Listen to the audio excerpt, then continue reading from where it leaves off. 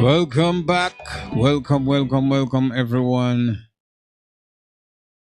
Greetings and blessings to everyone here. I'm vibing here in the studio tonight. I said, welcome to everyone.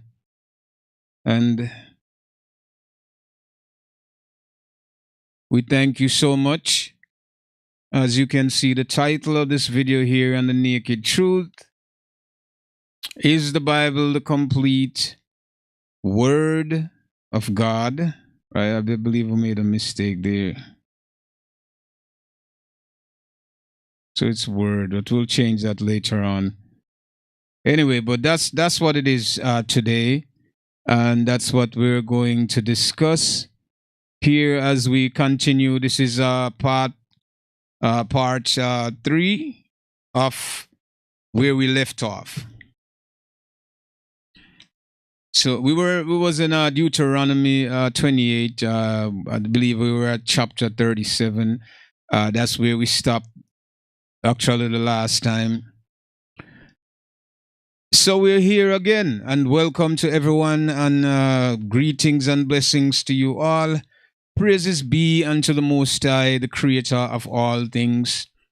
Without Him, we would not be here. So honor, blessings, and glory unto His mighty name forever and evermore. So we're here today. Welcome to the Naked Truth. As you know, what we do here, we are being blunt as possible. No sugarcoating, nothing. We're just dealing with just the title as you see it in the background here.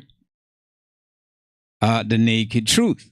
That's it. No clothing, no covering, no shame, nothing. Just the pure, raw, organic truth. That's what we're dealing with here. So yes, and here we go again. Another series, another segment.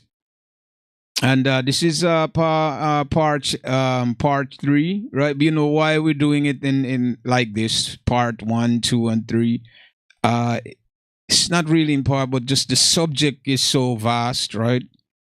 There's so many things to uncover. There's so many things to discuss.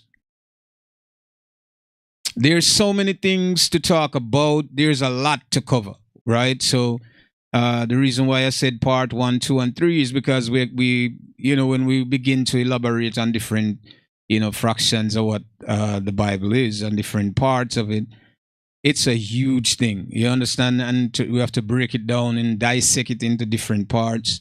So it's a lot to cover in just 1 or 2 or 3 videos, right? So we're trying to split it, in different parts, just to create an more interest, right? The show start at 7 and we end at about 9, somewhere there. So we have some time to actually talk, and I hope you guys today can leave some comments and ask some questions as well. We are hoping here to hear what you have to say regarding the Bible, regarding Christianity. We're dealing with the Bible in a whole, so we're basically dealing with everything that the Bible has to offer, right? So we're dealing with laws. We're dealing with the way that men supposed to conduct themselves in righteousness. We're talking about God. We're talking about the prophecies. We're talking about revelation. We're talking about the adoption. We're talking about basically everything.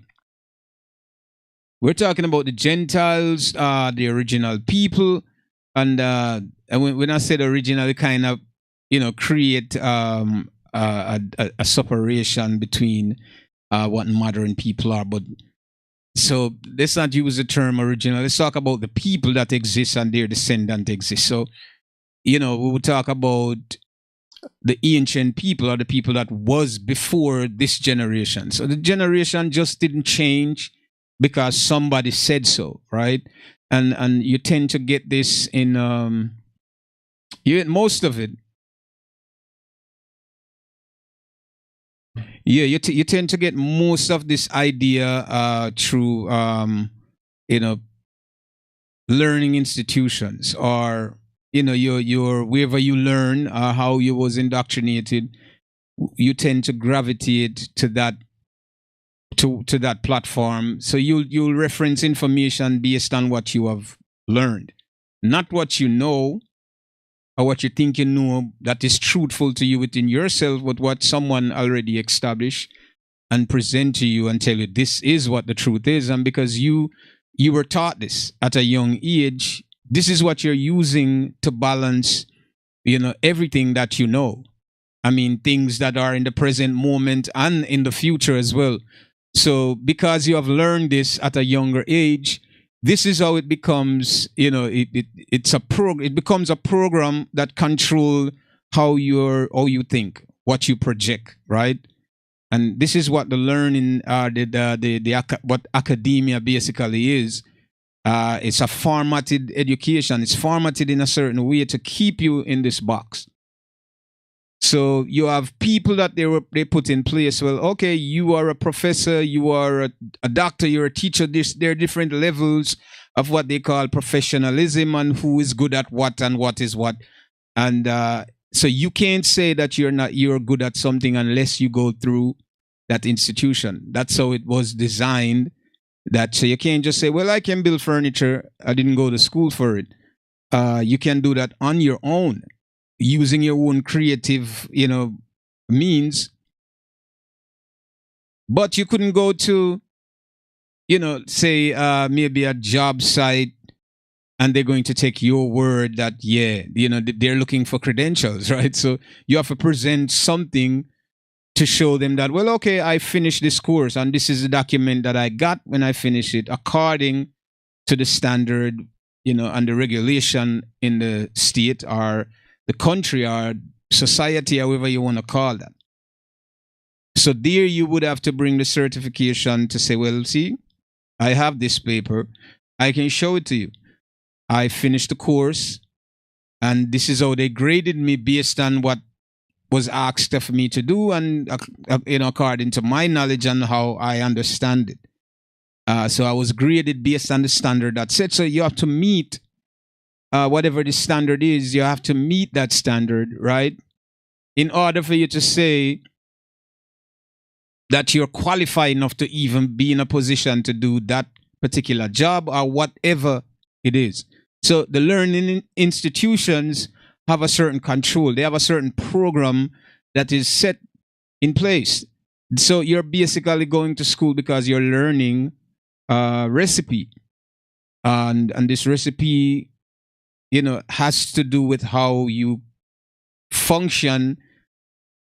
I don't want to say function, but I want to say it has to do with how much you can contribute to sustain the society where you live or the system, basically. So that's where we are with that, right? So what we have learned, kind of have certain control on our psyche, right? The way that we think and how we analyze things outside based on the information that is stored. Most of the time, we're not thinking about what we know. What we know, from our hearts, right? For deep inside what we know, and we even when we analyze whatever they say to us, but because everybody is doing this one thing, and this is how we question it. Oh, well, everybody's doing it, so this must be right. We tend to do that. We tend to say, well, everyone is doing it, so this must be right. It can't be wrong. Everybody is doing it. Who else? I see this guy doing it, this guy doing it. That means you're wrong. Then you automatically you blame yourself and say, well, okay, I'm wrong then. Maybe this is the right way to go. So even the majority would be doing this doesn't mean that it's right, right? So we kind of dismiss our truth, not feelings, but what we know. What we know about whatever research or whatever investigation or whatever connection we make to certain information, we will denounce ourselves because we're taking what we were taught from a toddler, right? Going to preschool, whatever. We take these information now become a part of the program. And this program, we're using this program to analyze everything, life, to communicate, to work, to just engage in the system, to engage with other people, to encounter other things out there. Everything that we're going to encounter and do, we have to go back to what we were learned, right? Or what we were taught, right? From young age unto adulthood. So we go back into this information that was programmed in us. But that, it's basically a program. This is how we get back into ourselves and trying to ask questions like, okay, this has to be right. So the standards that's been set are the things that they standardize within the society.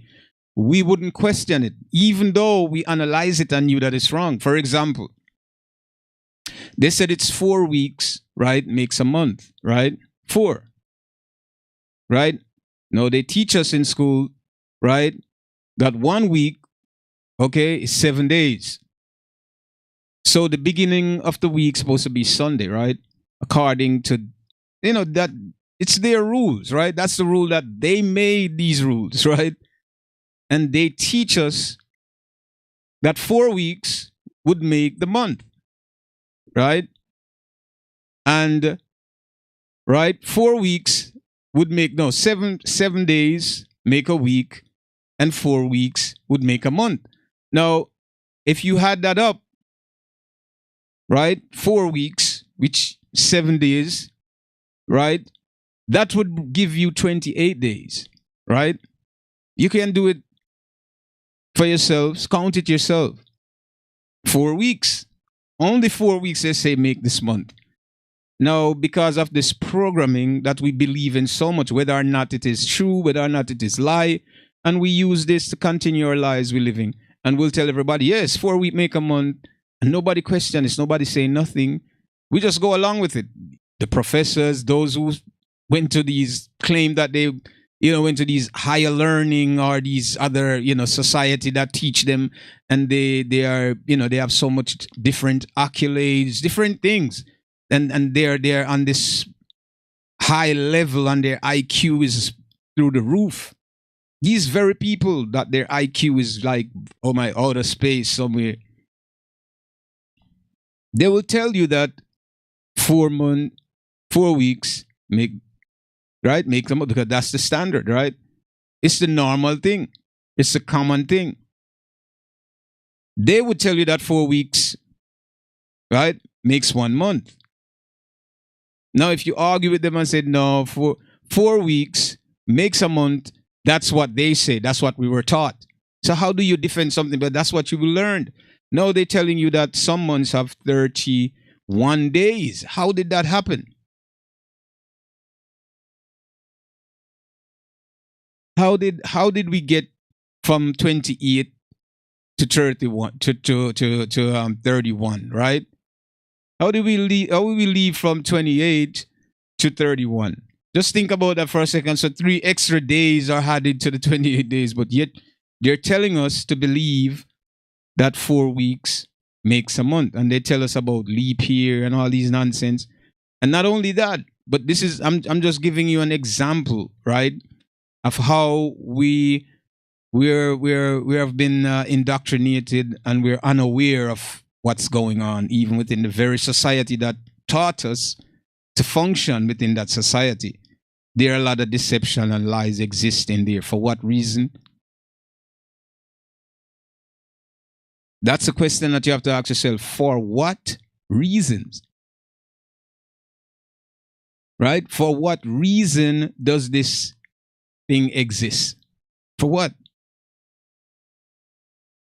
4 weeks, 1 month, 28 days. Now we have 30 days, 31 days since some months. So you know what I mean, beg the question, right?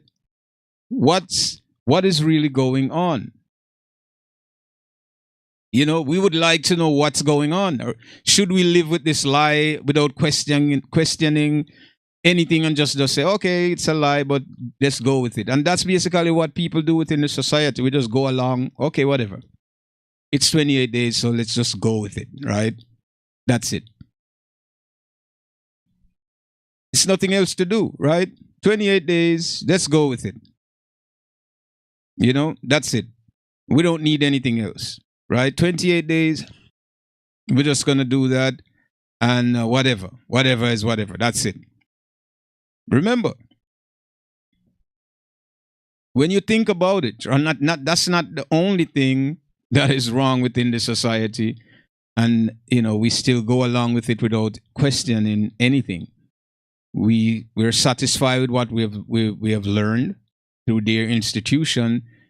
It becomes normal to us to just believe it. They say that. No, they even tell us about the daylight. What is it? That daylight saving time, right? So this is when the time when they say the winter solstice and all of these things and the shifting and the days are longer. I don't know where they came from with that. Because if you go to another country, maintain the same time, nothing changes. The same day, 6 o'clock, the sun goes down every single day.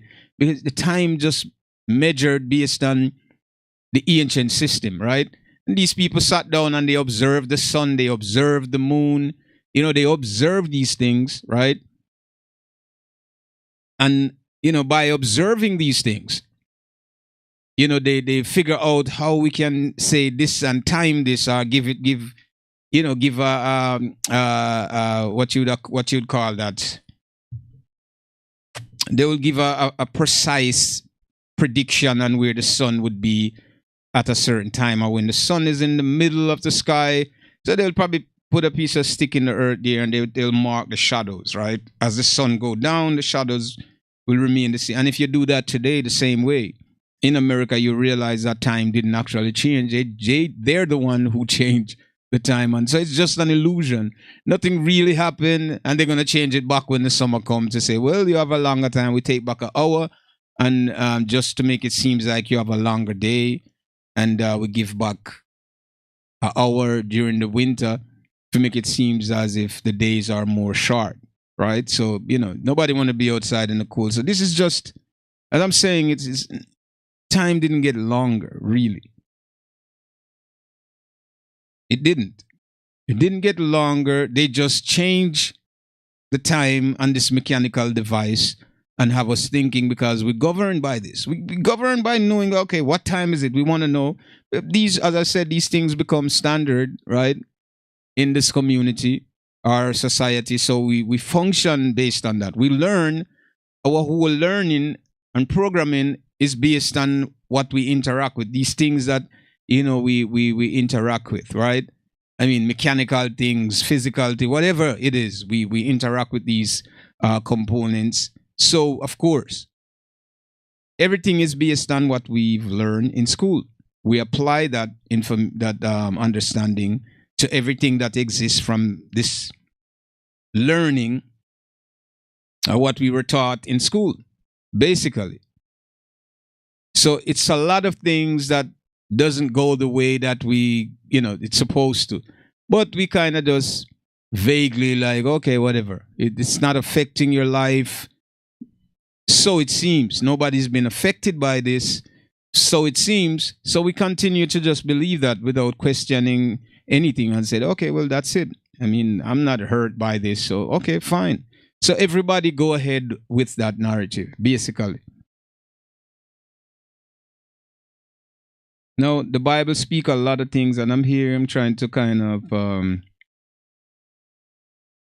just kind of get, discuss few little things in the beginning here until some of the fans or the people start to come in. So we're basically waiting for them to come in. So I'm here just chit chat with you guys, kind of giving you some brief breakdown of certain things. And yes, we do have a lot to talk about, because religion become a thorn, right? And this thorn in our side or in our foot, it becomes that. It definitely becomes that. I know the definition of religion, what it means. But, as I said, definition tends to change after a certain time. People begin to change to make it, to give it some kind of, credibility, to make it make sense, right? So they'll change a lot of these things as time. If you look the definition, then now it becomes different. and what the meaning of it is, and how people are based on their feelings today in the society. They try to just to soothe everything with just whatever lies. Even they know it's a lie, they know it's not true, but just we just want people to be comfortable living the lies or the deception that they're living. So just tell them this, whatever. You live the way you want to live. And that's basically it. So it is a thorn, and because we have learned this, and this is why I say this to all of the descendants, right, of slaves, because our history, right, our culture, our customs, the way that our language, right, you have to be very careful even when we talk about what the Hebrew language is. We have to be very careful with this. And what are we saying when we're saying things in these language, because we don't know. Just remember, as the Bible tells us before, that we were discontinued, the children of Israel, right? And they shall be discontinued from their heritage, right? And so because of this, there are a lot of things that we need to look into going forward before we begin to absorb everything, right? Then we have to understand, what's taking place.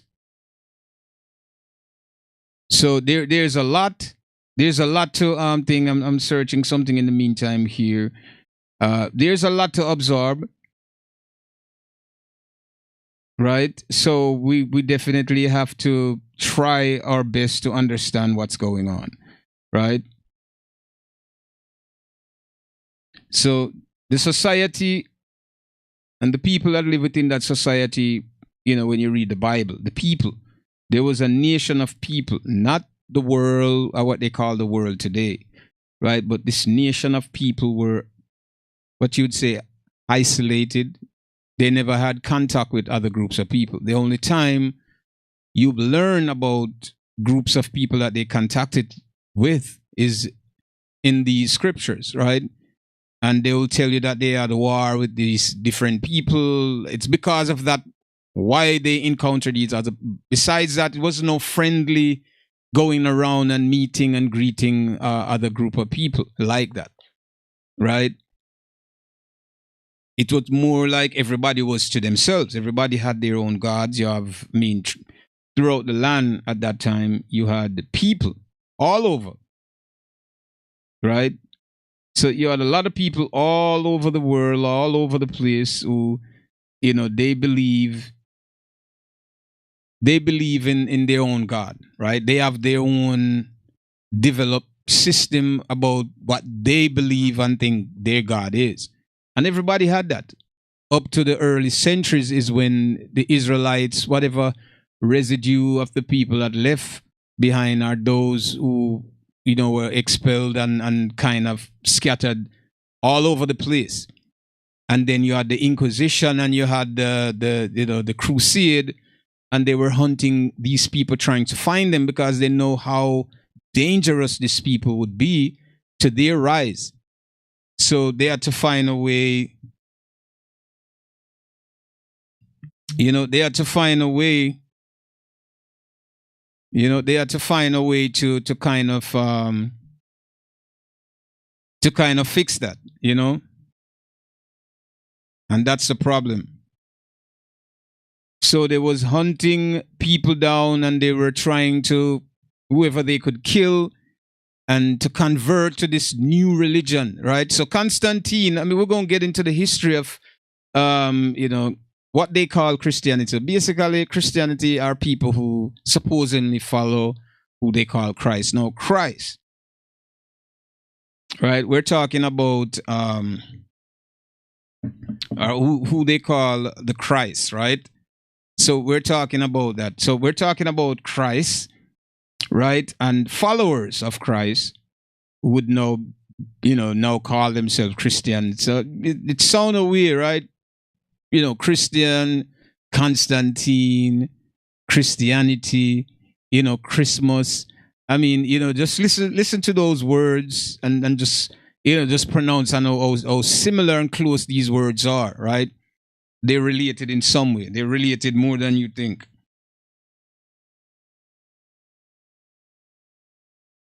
So basically, those are followers of Christ, who say they are followers of Christ.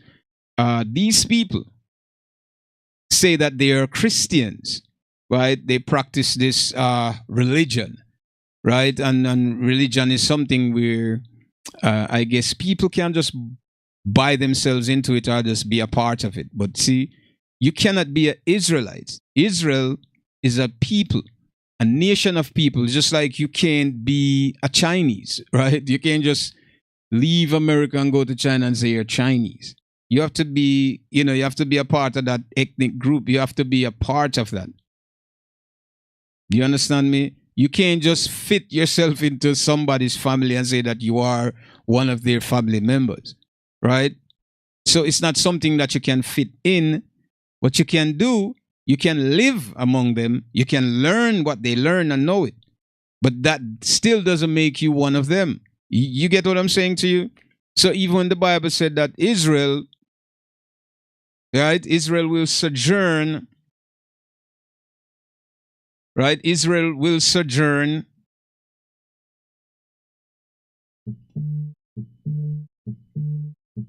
So when the Bible said Israel will sojourn, right?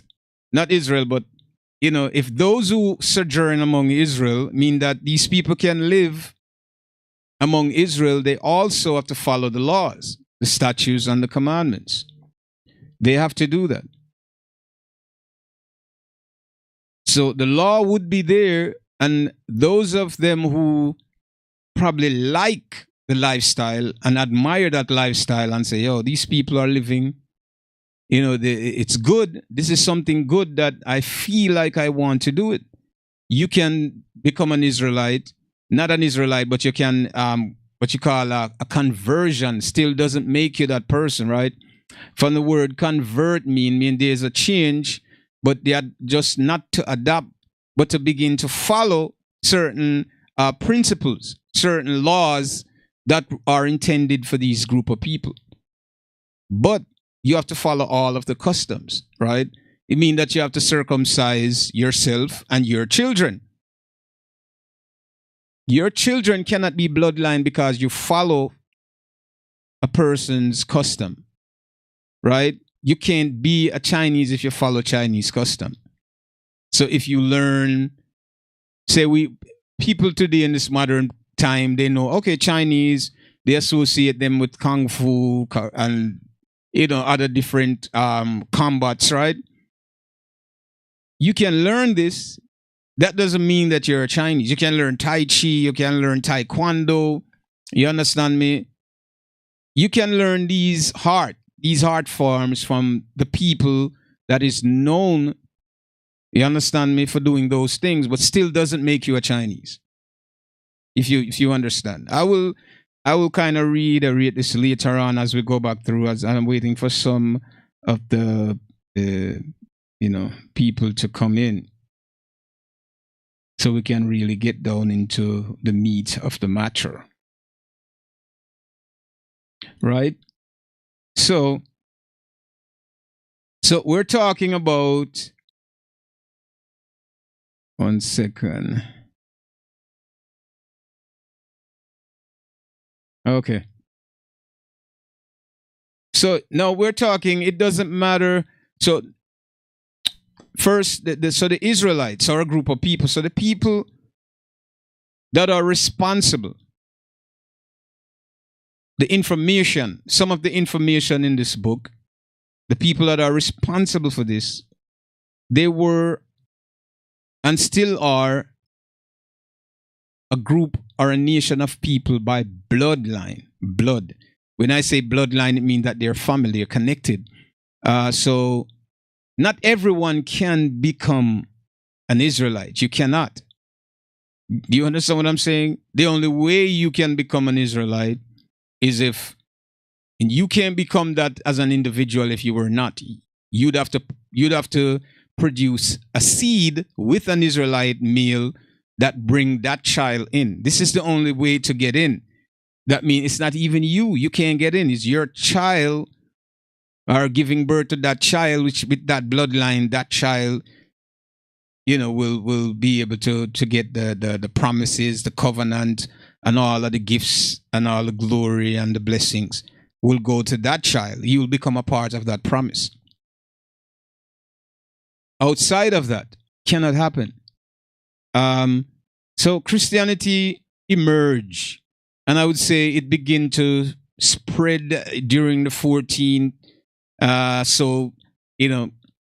century, right? And it began to spread, and you have all these other groups of people, in Europe and other places begin to take hold of this and become, that which, because remember, after the fall of the Israelite, now you're talking about 70 AD, so just count from then how many years after when Islam came about and then, Christianity, came about. This was never, it wasn't a religion that are looking for members to join, It was no such thing. These were people, nation of people, like you have, you have the Russians in Russia, they have their culture. They have their custom. In Philippines, you have these people with their customs and culture. You can't just go in there and say that you're joining and you become that. Do you understand what I'm saying? You could follow what they do. You're still not going to be a Filipino. Even you live there. As I said, you would never be a Filipino because you live there. Even you get dual citizenship or you give your citizenship up and become a citizen of that area, right? Or that country. Still, you're not a Filipino. You can say that you are and call yourselves that, but still you're not. So we have to understand that, right? It doesn't matter who you are. You can't just become a part of someone that you were never a part of in the first place. So, and we're going to discuss more of that later on as well. So you are who you are, just like a dog is a dog. So you have, you have the jaguar, you have the leopard, you have the tiger, you have all these cat family, all of them are different. So, a jaguar can't become a tiger. A leopard can't become a jaguar. So you have all of these different, or a panther, or whatever, may I say, or a cougar, or whatever you want to call them, or a puma, whatever. You can't become that. So a tiger has to be a tiger. The nature of a tiger is the nature of a tiger. So this is why the Bible speaks about the Gentiles, because there are different people from the people that the Most High chose, right? So, and we're definitely going to get into that. But first, before we even get into that part of it, the chosen people, right? So we have to understand when we even come with a religion today, we have to be very careful what we're supporting, right? People. And those of you out there who are innocent of the fact and don't know, because you're just following a blueprint. You're just following something that your mother, your auntie, your uncle, your grandparents, they followed it. And, because you you respect and honor them, you follow the same thing they follow without even asking whether or not anything was wrong with it, or was it right, was it wrong. They did it. People believe everything is right because immediately there's no repercussion, right? You didn't get hurt. You didn't harm yourself, so it's good. Nothing is wrong. Nobody hurt, so it's not causing anybody harm. So we continue to perpetuate, these ideas, right? And perpetuate these lies continually. But in the Most High, in His eyes, what you're doing is wrong if that's not what He said that you're supposed to do. If He didn't say that this is what you should do, then what you're doing is wrong. It doesn't matter, because men or man construct these ideas and tell you that they're true. And then you just follow them without doing any research, without doing any thinking whatsoever. Just believe whatever they say. That's a problem. You know, that's a problem. And this is why the Bible, a lot of people read this Bible and it's confusing to a lot of people. And as you see, the title that we have there is the Bible, the complete Word of God, right? And is it? Is everything there the Word of God? That's what we're trying to get to. And this is why we're going through the book, because there are things that, as I said, we have to line these things up with, with reality, our reality. This is not a fictional story, right? Or some of these characters in the book are fiction. We're talking about something that for thousands of years people are living a certain way and doing certain things, and prophecies and things that the book talk about could have been coincident. All of these things are lining up somehow. So we have to understand the Bible, right, completely. And this is why we're taking this time. We are taking this moment, right, to analyze, that which is written there, so we can have a deeper understanding of the truth. Because they're not going to just tell you, right? You can tell the beginning of a people, how they treated you, just like you go to somebody's house and they didn't welcome you there, or they kidnap you and bring you to that house and use you and do all kind of. They didn't offer you anything. They didn't come to you. So this is how you have to judge these people, right? And you have to judge their descendants as well. The Most High is going to do that in the end, because I bring you in my house, or I want you to do something in my house, and instead of I would come to you and kind of make a proposition, or just kind of make an arrangement or some agreement that, okay, I have some things I want to get done. Do you think that you're able to do this for me? And this wasn't the case, right? This wasn't the case that these people in the diaspora that are living here now, right? This wasn't the case. You weren't given an agreement that you left by your own free will to go into another country to work and to help. No, that wasn't the case. You were taken there against your will. This is how you have to look at things. I was taken. My ancestors and their families were taken by force. That means your family back home was destroyed. And not only that you were taken, you were separated on top of that. They didn't want you to teach your children what they didn't need to know, according to them. So they separate everyone, basically. So people were separated. So you weren't just, you were, given an opportunity to sign a piece of paper as an agreement, and you would get such monies at the end of the year or the end of the month or week. There was no such agreement. So you have to understand, if a person have this type of outlook, right, on you as a human being, or a person like themselves, maybe different shade of skin color, right? And they did that to you, and you have to start questioning. Okay, so and you're still living under their rule to this very day. It means that your descendant, your predecessors, right? Your ancestors before you. They were taken. They weren't treated with love and dignity, right? And now you're here, and because this, right? This is what you call that this chaos, right? Because of this chaos, how are this whatever happened with your ancestors no longer happened to you, because somehow you're taught that what took place then was then, and it has nothing to do with now, because we're not doing the same thing now, right, to you,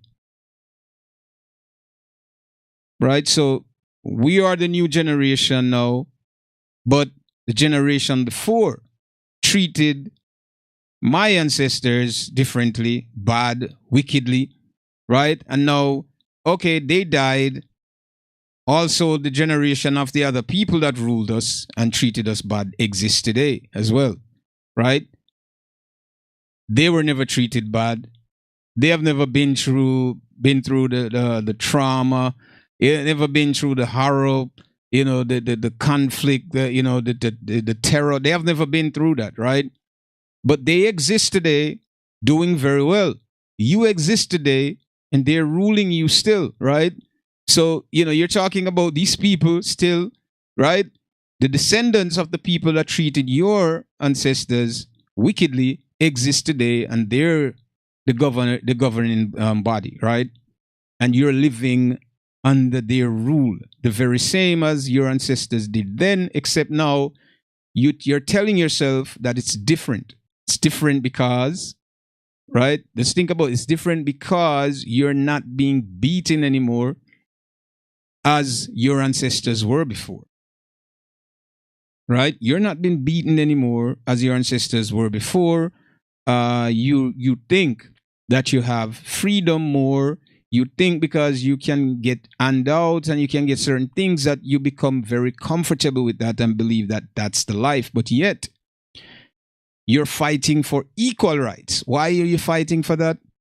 Because the very people, right, that ruled and treated your ancestors wickedly, their descendants, how different are they from them?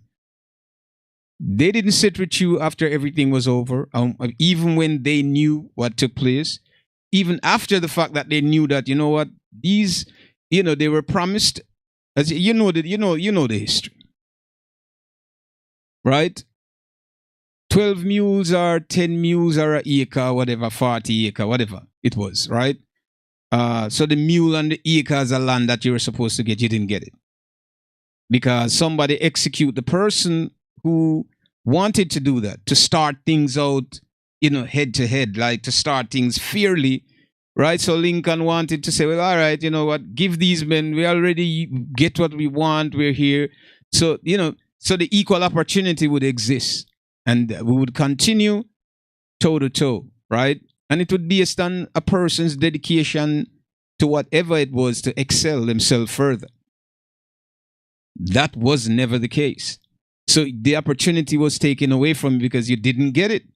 You didn't get the chance to establish yourself, equally with the people, right? That are descendants of the people that treated you wickedly. You didn't get that opportunity, and to this day, right, you still didn't get it. Oh, you're going to say, well, we're in the same job position, but job position has nothing to do with anything. You are working in a society that was created by a group of people, and their descendants is maintaining, right, that society. And they're not letting outsiders to come and to change. You understand me? So you're talking about the Constitution of the United States of America. This Constitution, right, belongs to these people. Right? It's rules, laws that's supposed to govern these people. Freedom of speech, right? Freedom in doing whatever they want to do, right? These things are set up for them to make sure that they have freedom and rights to act, right? And to do that which they feel like they want to do under the law.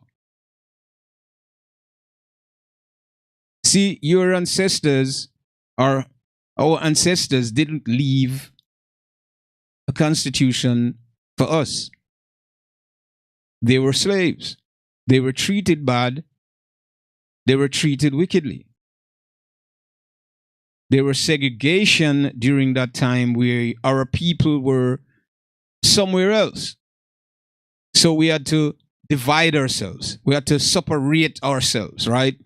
And doing so, we were able to harness ideas together, right? And our people build things because they realize that, okay, we're not wanted here. We're survivalists.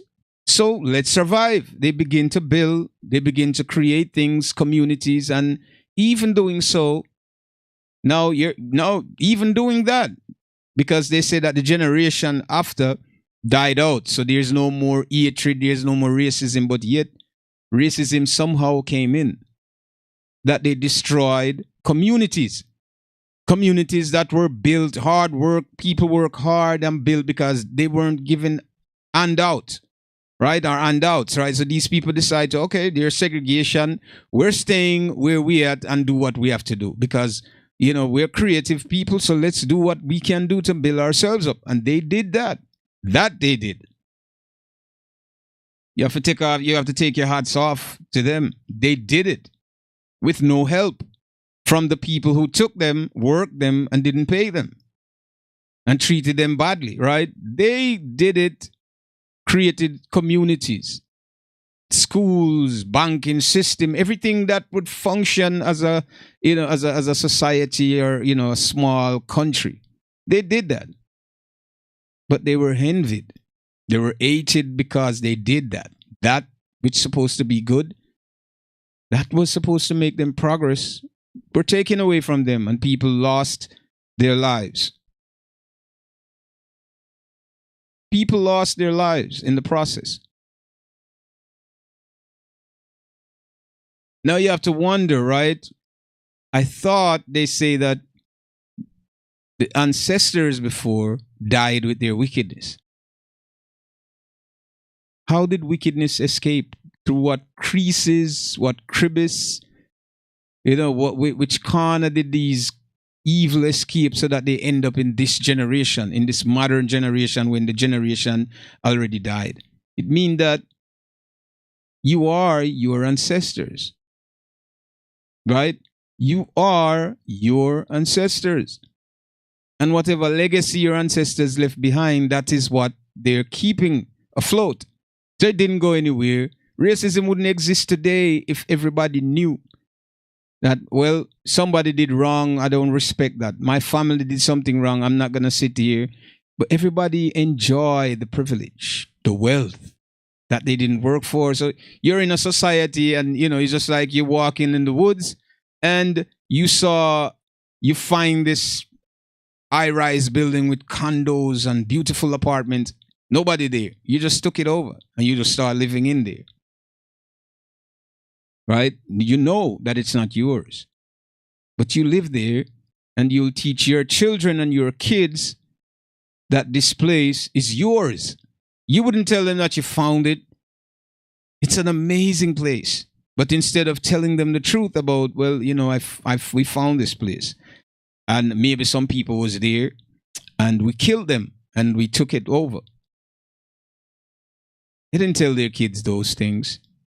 But even there is documented information that states, because they themselves write about some of the things that they did. So if you're living in this place, but it's not your home, you took it. Some people died and you have your family there. No, you died, you're not there anymore. Your kids are there. Right? Your kids are living there now. Your kids, because you didn't teach them or tell them that, you know, before you died. You didn't tell them that this place is not our place. We actually found it. And maybe one day the owners are going to return. They didn't tell them that. They allowed them to live with the idea and the feeling of being privileged, that this is yours. And that's it. It's mine. And as you're my son, my daughters, I'm not here anymore. It belongs to you now. Right? It belongs to you. There is no repercussion. Right? There is none. So don't think that way. Just keep taking care of this legacy that we left behind. Right? And because you owned it. So even you meet one of the descendants and begin to question them about, they're going to tell you, oh, my father. It's the same thing. Same type of history goes back to what they call the Middle East and what they call Egypt today in that era. It's the same thing. People end up in this era and weren't taught that they were not indigenous to there. Now, they had families there, 2-3 generations, and they believed that they could go back 3 generations and prove that they are in fact, indigenous to that area. That's not true. That is not true. And this is why we have to do deeper research to find out, because these areas that are occupied and the people that you see there, that's not where they're from. They never lived there for millions or thousands of years. Maybe a few hundred years after they push other groups of people out and take it over. It's same thing like the America. Who was here first? And look who lived here now. Are these the people who call themselves the Americans? No, you can't trace back to these people to say, yeah, they're there.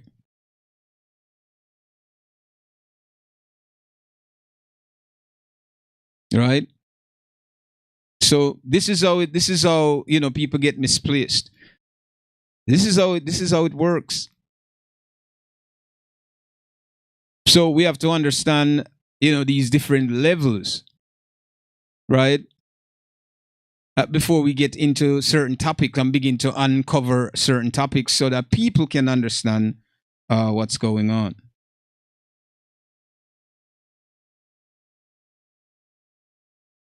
So this is what the Bible is, and how you have passed information to someone, and if the people that knew that your parents and people were killed by some lions before, and these lions are still in charge, and these lions are ruling over you, they only allow you because they're raising they're growing livestock, right? And the livestock is to feed them, so every now and then they'll kill one and eat it. Other than that, the kids knew, and their descendant will know that my parents rule. They're above you. I mean, this is the idea, right? This is why other groups of people not supposed to be governed by other groups, right? If you choose to go to another country to live, then you have to decide to follow the rules. This is why the Most High separate everywhere. We're meant to be together. Do you get what I'm saying? We're never meant to be together. This is why you have nations of people, different groups of people all over the world. We're not supposed to be in the same place. Everyone's supposed to govern people who look like them. They're people. That's your people. You govern them, and rightfully so. You understand me? You'll feel better to take orders or to follow rules from the people or the persons that look like you. It's, actually growing up in this place, you think differently now. For you to have someone rule over you that don't even know who you are. They don't know you because you're not the same people. We're different. It's not by choice you're living there and you have to follow the rules. And you have to bend yourselves to apply to their rules and whatever they say. You're talking about that you were taking there and you become subjects later on. Your descendants produce kids within that society, that live within the society now, fall victim to whatever horror or whatever you left behind for them. There's a difference. So we have to learn how to deal with things like this. How do we deal with things like this? We have to learn that. It's a very dangerous thing to sit, right, and not understand what's really taking place. It's a very dangerous thing when we sit and pull the veil over our eyes because we don't want to see what the truth is, because we're comfortable living in the lies. So we don't want to hear anything. We just want to do what we want. So there are much to Christianity, Islam, and other religion out there by right. They could practice what they want. That's their business. That's their business, who want to practice Islam and who want to practice Christianity.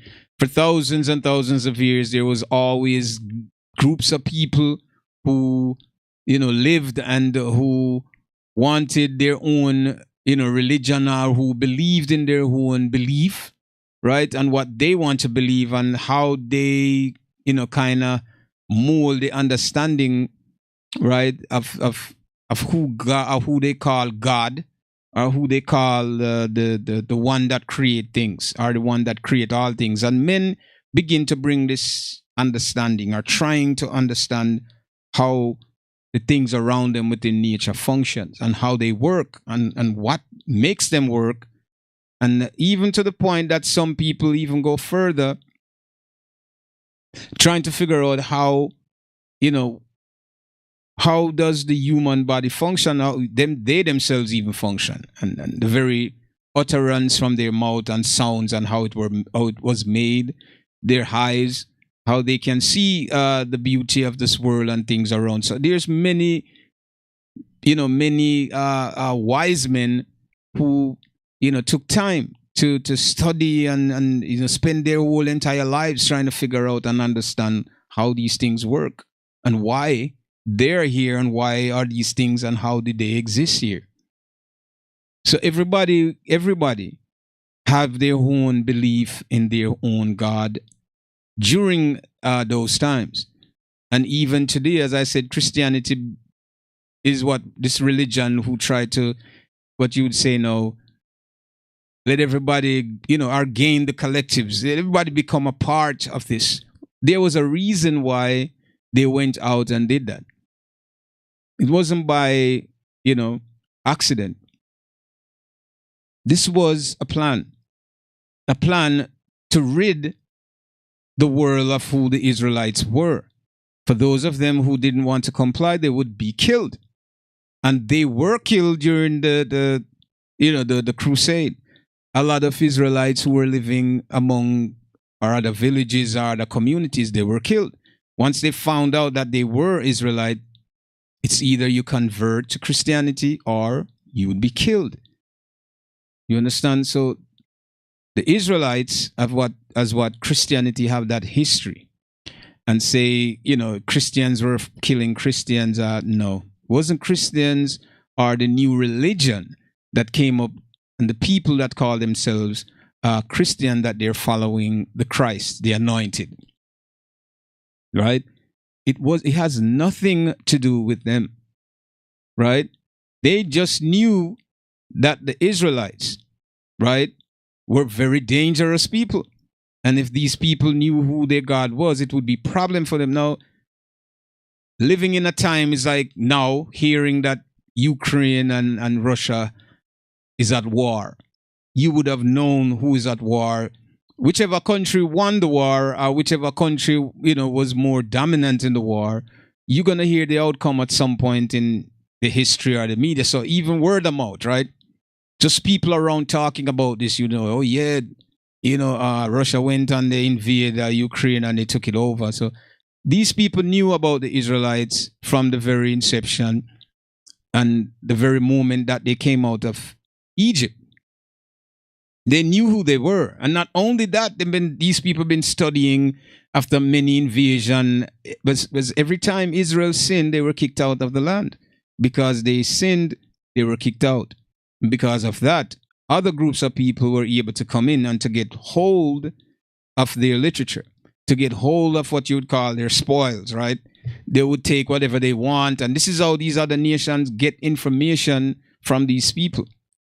This is how they got close to them, because they disobeyed the law, the statutes, and the commandments. So they were kicked out of the land, and that's what happened. They were kicked out, and they end up in other people in other areas. But as soon as they begin to find themselves and find their God, guess what happened? Their God would come and deliver them from their enemies and destroy their enemies. So this was a reputation that every other nation out there knew. They know about it. This is why when you read Psalms, it will tell you that they have taken crafty counsel against, God and his people. These people wanted to get rid of them because these people weren't someone that you could push over. They were very mighty people, mighty because God was with them all the time. Through their oppression, you understand? Through their uprising. Even when they go to war, they were a small group and they defeated armies because the Most High was with them. So which nation outside would have never feared them? Everybody feared the Israelites. So when this new religion comes about, they wanted to convert them, even during the Greek. I don't know if you guys read that in the Greek captivity. It's the same thing. Same thing that happened in the Greek captivity. And the Greeks, they wanted the Israelites to, to believe in their God. But that's the whole thing. Believe in our God. We're masters now. You are just a prisoner or a slave, whatever. You have to believe in our God.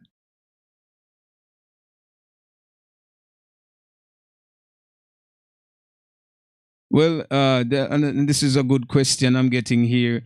If God loves everyone, then who should be the Gentile that's mentioned in the book? Those who don't believe in the Most High? No. Well, see, Gentiles, right? The Gentile is a non-Israelite, a person that is not an Israelite is called a Gentile. All the nation outside who are not Israel are Gentiles. Right? All the other nation outside who are not Israelites are called Gentiles. Right? So the Bible tells us that the world was created for the Israelites' sakes. For them, the world was created. Why?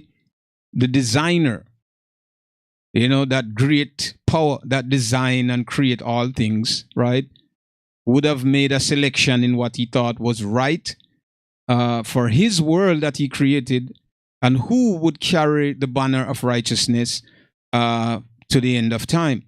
So he chose a people that when he searched the hearts of men, that he found that these people would be qualified. It would be just like someone, the boss or manager in the company, observing the workers to see who are more dedicated to the work, who stay overtime just to make sure things are finished, who spend more time and show, more dedication to the work, would have been chosen than the others who work and just leave and they didn't care much about anything. They just wanted to get paid and they go home. And so the difference is the person who care more. So the other group of employees shouldn't hate the person, right, that was hired, that was chosen to be management, right, or that was giving position over the company. But in this case, a lot of people do hate the people because it was difficult. Not only that it was difficult for them to overthrow the Israelites, right? They couldn't just have their way as they would run into other nations and overthrow them, right? And I'm telling you, these people had their own God, so they believed that their God was more powerful than Israel God, right? So they would challenge, this would be challenged most of the time, that they would want to come against Israel and they would all be destroyed. They would all be destroyed. So that was a legacy. This was something that keep happening over and over again. And all the nation, it becomes something very normal among the people that live within the area. They know of Israel. So when Israel were kicked out in the last days, they knew that they couldn't allow these people to get back to their true self. Because if they do, then it would be problems. It would be problems for those who ruled, or those new rulers who were establishing themselves. Right? So the problem is we believe that God loves everyone, and that's not true. This is what Christianity teaches us. Right? Christianity teaches us that God loves everyone. Right? But you have to understand that God only, right, had conversation with his people that were chosen by him. So when he's making these directives, right, he's talking to the people that he chose. So when we're reading from a modern perspective, based on modern teachings, right? That's what we're reading when we're reading actually the Bible. Right? We're reading from this modern understanding of words and things. If someone in what do you say? Say someone in another state have a meeting with their family members, right? And they're talking about whosoever, believe God, shall have everlasting life. This is not pertaining to other people in other states. When the Most High or the Messiah was speaking to Israel, he was only speaking to Israel. And there were parts where, when during the Roman time, when they invaded or conquered Jerusalem, right? And he would go out, the people would go there to see him when he speak. So there were Israelites who were Romans or citizens of Rome, who had become Roman citizens and lived there and doing the regular things that these people do, practicing their custom and culture. They would hear this person speak, they would go there. He was speaking to them. You understand me? Because he said he came but for the last sheep of the house of Israel. So he would have been speaking to these people. They would gather around to hear him speak, right? And as they would gather to hear him, right,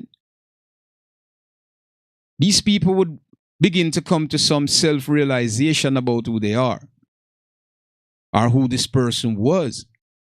So you'll find probably a few strangers who come there. You said, my sheep, they know my voice. When they hear me, they would come. Just like your dog knows your voice, right? And that's just a parable. But if you go in and say, God, once you open your mouth, your dog run to you and start wiggle its tail, they know. You say, my people know me. They know my voice. They know me. So once they hear him speak, they would go close. They would be magnetized to whatever he had to say. Even though they were lost, even though they were Gentiles at the time following Gentile customs. So when you say whosoever or whatever, or I love you, there's many parts in the book. We could break this down.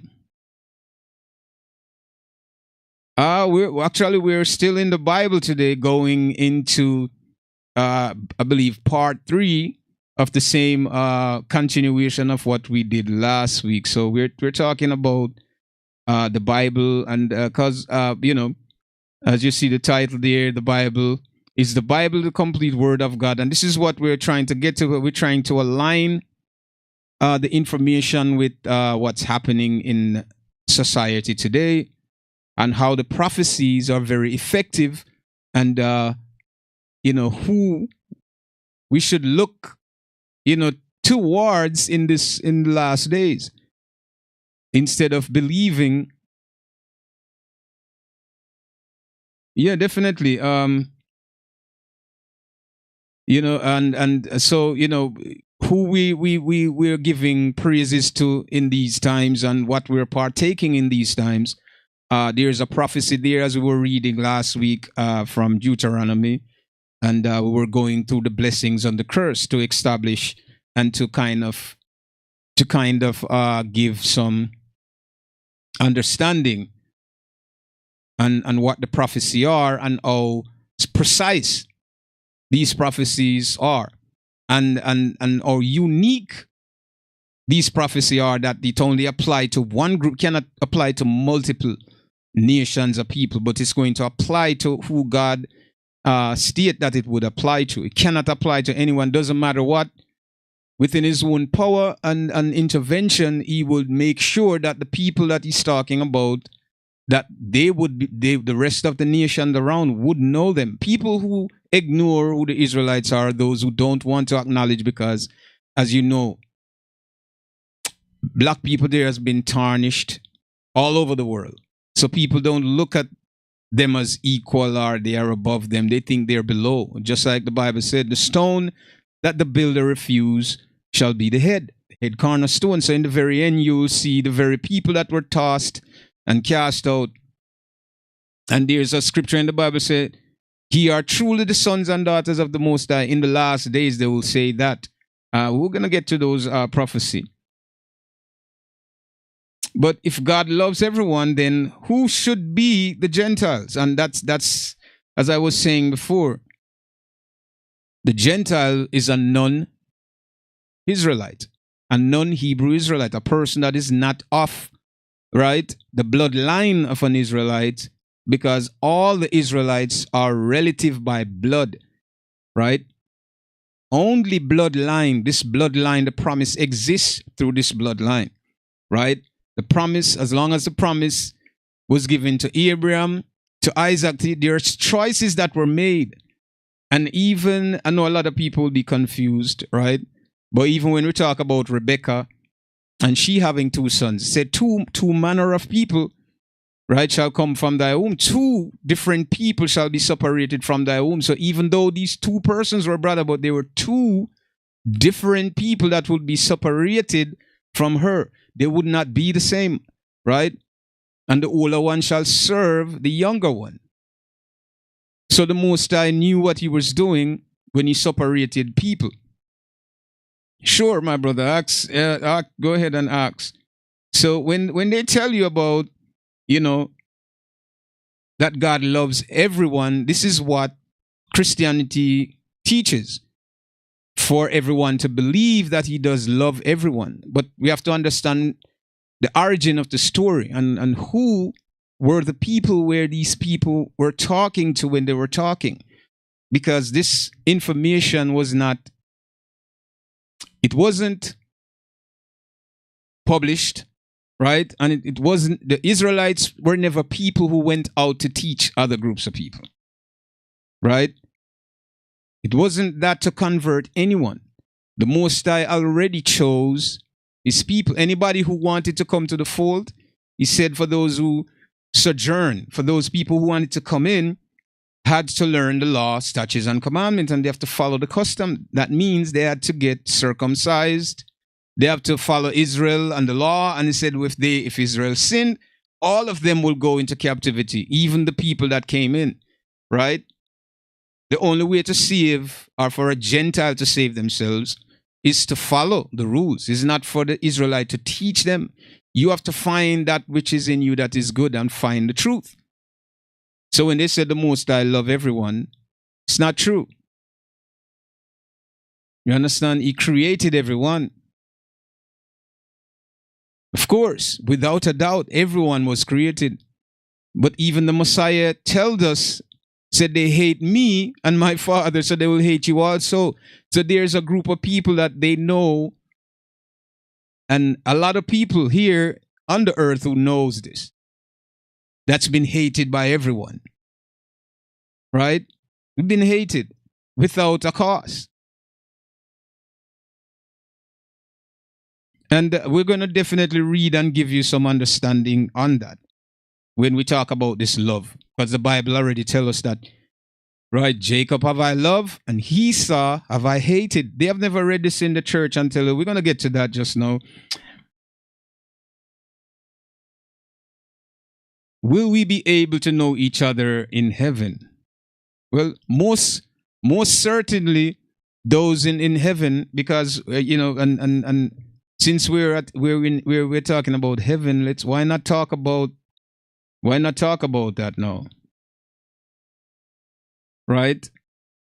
So we're talking about heaven. The Bible tells us about heaven and what heaven is, and when we get there, and who is going to actually go to this place. Because as I said before, the Bible tells us about the Israelites, right? And those of them who are qualified to go to this place. This is not for everyone, right? And we're going to definitely find that out, whether or not this is true according to the book, right? So the Bible tells us about heaven, right? And when we read about heaven, right? Heaven, when you go there, the Bible tells you there's 12 doors there, right? And these 12 doors have the name of each of the 12 tribes of Israel written on them. So heaven is not a place for everyone. If you are a part of that tribe or particular tribe, then that's the door that you have to enter, right? So according to the description of the book and what it described to us, that this is where heaven is. It's not a place where the imagination would stray and people exaggerate things in a fictional way, which a lot of people does and say they went there and this and that. Not even in death people go to this. This place is a place that is, you have to be pure in order for you to enter there. So there is a lot to take in. 1 second here. Yeah. Yep, not all will be in heaven. We'll definitely know each other because the book tells us about the end and what's going to happen in the end with the Israelites and those of them who keep the law. You have to understand, even when Moses went into the mountains to get the commandments, and when he came back, they had molted calf that they made out of their earrings and whatever, and they were worshiping, and he ended up killing some of them. Not only that, when they were in the wilderness for 40 days and 40 nights, and they were arguing about food that they wanted, when he would let manna, that's what they call it, rain from the sky, and they would eat. Right? They would eat.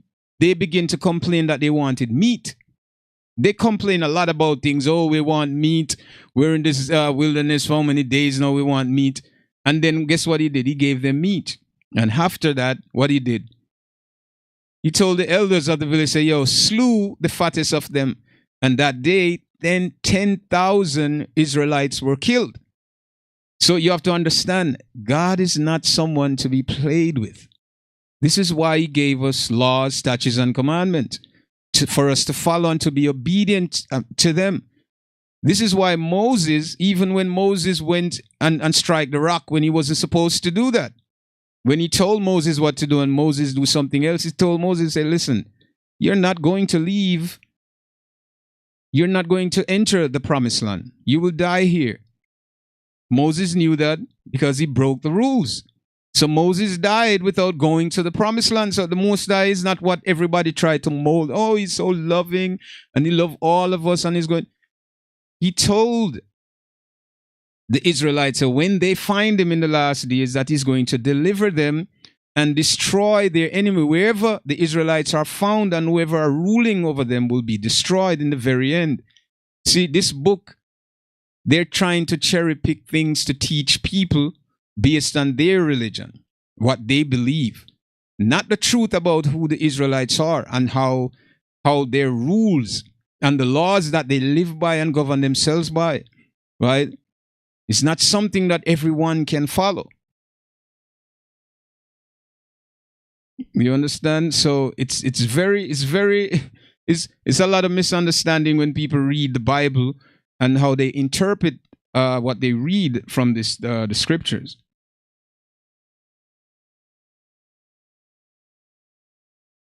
Well, of course, my brother, we'll definitely be there. But the only way to be there is not to, what they said, to be born again. And the whole concept of born again, and you dip into water and then you come back to this other thing. We're definitely going to be in this place in the end. But the only way to get to there, right, and to endure to the very end is for us to live by the very commandment that was given to us. Right? We're supposed to love each other as we love ourselves. Love God with our hearts, our mind, and soul. Live and follow the commandments that he commanded us to do. This is the only way anyone is going to get there, not just what they taught in the church that, oh, believe because Christ died for you, so believe in him. And we're going to break that down too as well. Believe in him and you shall be saved. Nothing is going to happen to you. No, not even in this society. Common sense. You can't run the stoplight and there's no consequence because you decide, you know what? I'm going to do some wicked things. And then later on, I'm going to say, I believe in the system and they're going to pardon me. That never happened anywhere. Who told people that this would happen? That's the craziest thing ever. Who would tell someone? It's because these people that rule and govern this place is a bunch of wicked. They only want people to, because they know more than what the average citizen living here knows. They know that they're not going anywhere, that this is their kingdom. They know the book more than a lot of people think. They know that there's no place in heaven for them. Why should they give their seat of rulership to people, to someone else? They're not going to do it. It has to be taken from them by force. Because they know that there is no place for them in the place where we call heaven. There is none for the Gentile. You understand? The book tells us that on the outside, he said, measure it not, because that's for the Gentiles. So it's outside of the kingdom. They will not go inside there. So, they know this.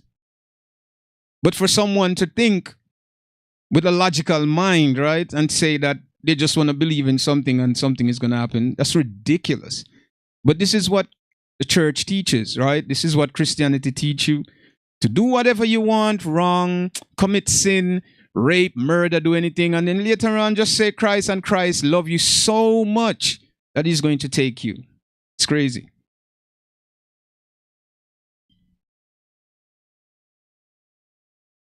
Well, my brother, entering heaven should be our only mission. Well, for me, I'm going to tell you something about me. And I would suggest that people out there would do the same. We're not working for gifts. We're not working for promotion or accolades. We're working to do good, right? We're doing good because good is within us. I never work because I want to go to heaven. I'm not doing anything because I want to go to this place. You understand? There is no blot in my heart that this is what I'm trying to achieve, right? I want to love God. I want to serve God with all my heart, my mind, and soul. That's the most important thing. Heaven, this place that they call heaven, or this place, wherever it is, the Most High will decide where I have to go. I'm not putting my mind that this is what I have to accomplish because I want to go here. No, God already know your heart, my friend. And if you do your work and obey your father the way that you're supposed to, he will see it. Just like your earthly father, he will see. Your earthly father will know out of your other brothers if you would go there and wash his feet when he's sick. You would take care of him when he's older. And when you do that, your blessing is already there. You have to do nothing. Do you understand? So it's not a place that we have to work for. This is what we've been taught. Oh, work for heaven. Everybody talk about heaven, heaven. I want to go to heaven. I want to go to heaven. This is not a place that I want to go. I want to serve God. And wherever he places me in the end, then that's where he will see suitable enough for me. You can't work for something that you have never been there before and say, this is where I want to go. You have to work and love God. And he who created you will know your heart and know what is necessary and right for you. But he's going to search everyone's heart to know whether or not you're doing good just because you want money, just because you want wealth, just because you want this, or you're just loving me because you love me, or you're helping your father because you want to get the house and the title of the house when he died, or you're helping him because it's in you to do that which is good. The balance of goodness exists within man, and also the balance of darkness is there. So the path that you choose within yourself, you decide that. And when you decide that, then this is how you're going to free yourself. And the Most High will see this. There is no proving in anything. Serve him with your mind, your heart, and your soul. Love him, love your brother as you love yourself. Do unto your brother the very things that you would want to be done to you. All these things don't work for heaven. Work your days and your nights, sleepless and sleep nights that you're sleeping, to serve your Creator and love him with all your mind, your heart, and your soul. There is a place for you. In the end, he will decide that, not you or anyone here. So we won't decide that. So I would suggest to anyone out there, stop looking for heaven and searching for heaven. Serve the Most High because he gave us something. He gave us the laws, statutes, and commandments to live by. And if we do this, this will take us wherever we chose in the end, or wherever he chose for us. So I don't work for heaven to go to heaven. I work to serve God, and I want to work to serve God. This is the most important thing to me. This is the most important thing to me. The Most High will visit you. Believe me, my brother, when you are serving him, he will visit you. You will be with him because he will be with you. Just like the Messiah, he was with him and he was with him the same. So, there is no, you're not alone. You won't be alone.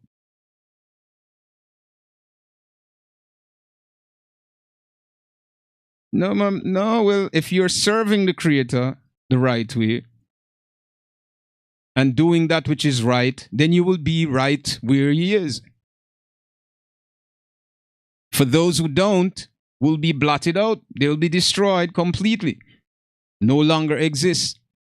There is a great punishment after the judgment, after the end. There will be a great punishment, and this great punishment, people will be punished for what they have done. Those who didn't die will be punished to see if they will find redemption at all for whatever wrongs they did. They will be punished for that. But if we are not going to heaven, where it would be, well, my brother, as I said, when I said not working for heaven, I'm just giving you some insights, right? That just don't weigh all of your life and your days thinking about the place that is called heaven, but weigh your days and nights, all efforts, all your will and your might in serving your Creator. Live your life and serve him. I'm telling you this. If you do this, there is no place in your desire that you want to be that you wouldn't.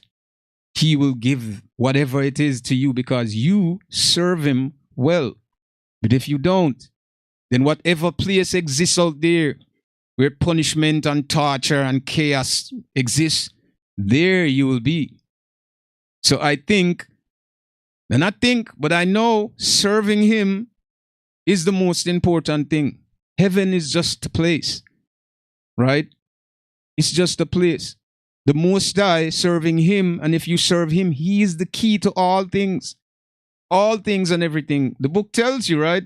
Seek ye the kingdom of the Most High, right? And all things shall be added in this physical, everything that you want, you will get it. Without him, there is limitations in everything. But with him, there is no limitation. There is nothing that is impossible. So this is why you have to serve him and not make heaven be a place that I'm striving to get here and I want. Do not corrupt your heart and your soul by wanting things for doing things. Serve the Most High because this is what you want to do. You love your woman because that's what you want to. You want to love her and treat her good and do that which is right by her.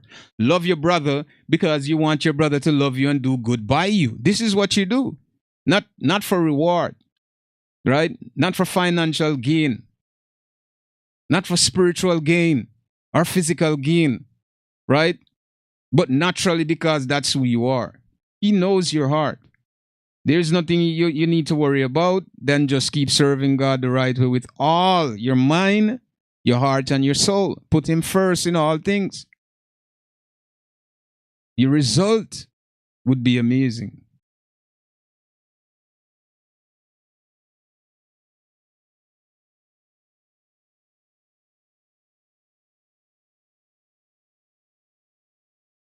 Well, that's a good question. How about hell? Is there a place for hell? Well, hell, according to the book, is a place of torment, right? A place of restlessness, right? A place where those who live by wickedness, right, and haven't figured themselves out, that place would be their quarantine. They will be quarantined to that place. But I need to think of each of those things when I'm doing my work. I think neither of hell or heaven. I think of the Creator. That's all I want to think about. Nothing else concerns me. The Creator concerns me more. He created me. He gave us life and existence here. I care about him, serving him, And if there is a place for you, then you will be there. But if you don't recognize love and share that which your brother that you would share with yourself, then you know what's going to happen to you. So as I said, there's a place for the wicked, for the damned, for the condemned. There is a place for them. If you want to call this place hell, as what they call it, then you can call it so. Where suffering and crying and pain and anguish and misery lives, you can only inherit this place if you're not serving your Creator. If you're not loving your Creator with all your mind. Did you hear that? You would have said, all your mind, your heart, your soul, your whole being, you must love Him. You know, something that's not going to change you. You know, you put Him first in everything. Like you would sit and you would love someone and you say, oh, this is the person for me. And you have that feeling inside you that just makes you feel, you know, high and give you this, you know, this amazing, you know, peace and presence inside. You have to love the Most High more than that. You have to love Him more than that, my brothers and sisters out there. Yeah. So hell would be a place of the damned and the condemned and those who do wickedness. Well, my brother, now, good question. You have to find out which tribe you belong to. Well, as I said, the gates, when you go to heaven, there's 12 doors, right? And if you're not a part of this tribe, then you cannot enter those doors because each tribe is a member of which that door is labeled. This is the door that you have to go through. So, as I said, it's bloodline, blood. So, in this particular time, present moment that we're living in now, it's not time to try to figure out, well, let me give you an understanding, right? The Bible tells us that Judah will be cast out, was the last one, and Judah will be scattered to the four corners of the earth, right? Can remember there was a split in the kingdom, right? So you have the northern and the southern kingdom, and there was a split because disagreement, and there was a split. So the other 10 tribes went their way. They didn't want to stay there anymore. And they live other places, right? But Judah, right, remained in the land. There was another tribe with Judah that remained there. Now, Judah will be the last one to be kicked out because they were the last one who lived in the land. So they would be the last one to left out. So the Bible gave us clue about who Judah will be. So they will be scattered among the nations to the four corners of the earth, right? That's where you'll find Judah and the isles of the sea, which are the islands in the sea. Wherever island exists, where there's just small contingents or large contingents of melanated people, there you're going to know Judah. So Judah is in the Americas, in the West Indies, and all over the world. They are scattered. The other 10 tribes are within the area that you might call Africa or other places where they went.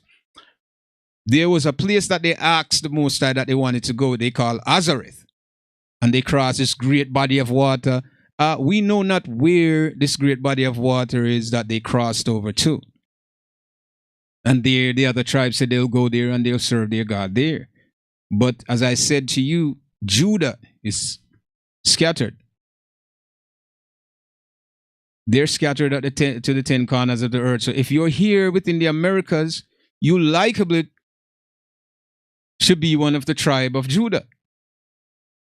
Or from the tribe of Judah. So, you know, the possibilities are there that Judah exists outside here. You're descendants of slaves. It means that you're coming from the coast. Most of Judah, in West Africa, you'll find that most of the slaves were taken from the West Coast, from there, and other places, right? The Ashantis and different groups of people that live within that area. You find that Judah was taken from them, from that tribe. This is when, during 70 AD, when they flee Jerusalem and went into different areas, you know, running from Roman prosecution. A lot of them settled on the west bank and the outside of the that area there. So you'll find that a lot of people from that area would be the Judahites. The Bible tells you there's signs to to pick out to know who they are. So the scepter shall not leave Judah. Judah will constantly trying to find and to serve the Creator. The scepter will never leave them. They will always try to find. They will have this zeal about them that they want to find out what is it, what truth is it that exists. They won't stand for certain things. They would stand against certain things, even within the state of mind that they are. They wouldn't adapt to these things. They would reject certain lifestyle, and you would see they will maintain a certain level of dignity that you're going to see. So Judah scattered to the four corners of the earth. So we don't have to find, as you know, a lot of teachings going around at the 12 tribes, and they try to split things up and say some is here, some is there. Listen, when you were taken in slavery here, nobody asked anyone, okay, which tribe are you from? You know, nobody asked those questions. People were forced and take out. Nobody knew which tribe or what tribe what was.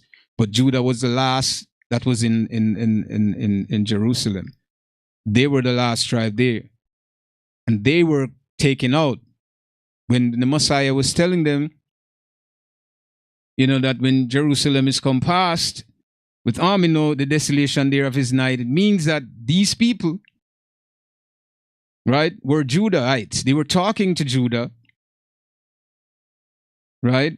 And that's what happened. So Judah was the last one that was expelled from the land when everybody else left. He said, those who are in the mountain, those who are in the city should flee to the mountain.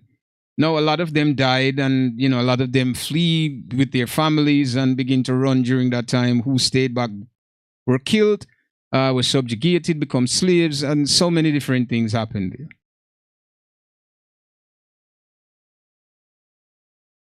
Our main purpose now is not to try to uncover, you know, which tribe we're from, but to realize who we are, right? To realize who we are, right? But not to specifically trying to determine whether or not we're, okay, I'm from Simeon, Issachar, this, that. This is not the point. The point is for us to get together and serve God. Find him so that he would deliver us from our captivity. That's basically what it is right now.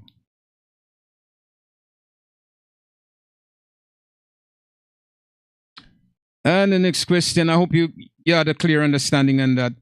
For those who are not belong to the chosen tribes, where will they be after they die? Well, see, according to the book, when people die, there's a place called Sheol, and this place is where everybody that dies go. You just don't die and go to heaven. If you read in Revelation, it tells you when John went to heaven and he went on the 12. He went on the 12 heaven.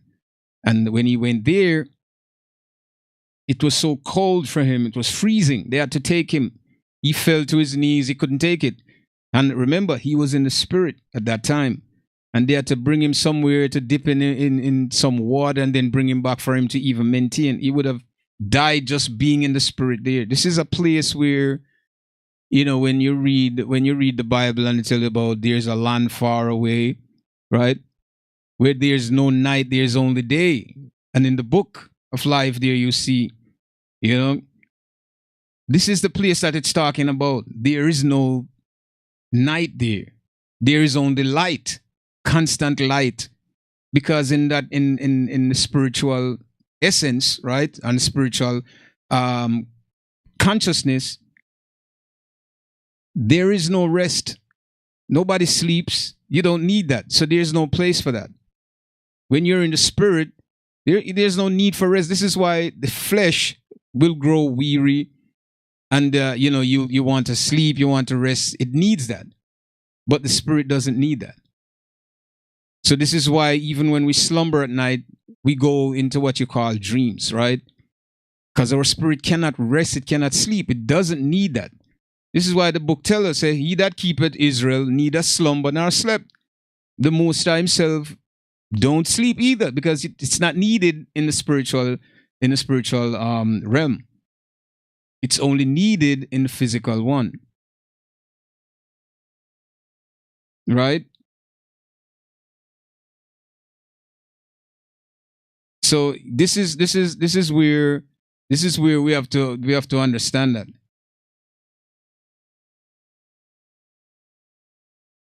Yes,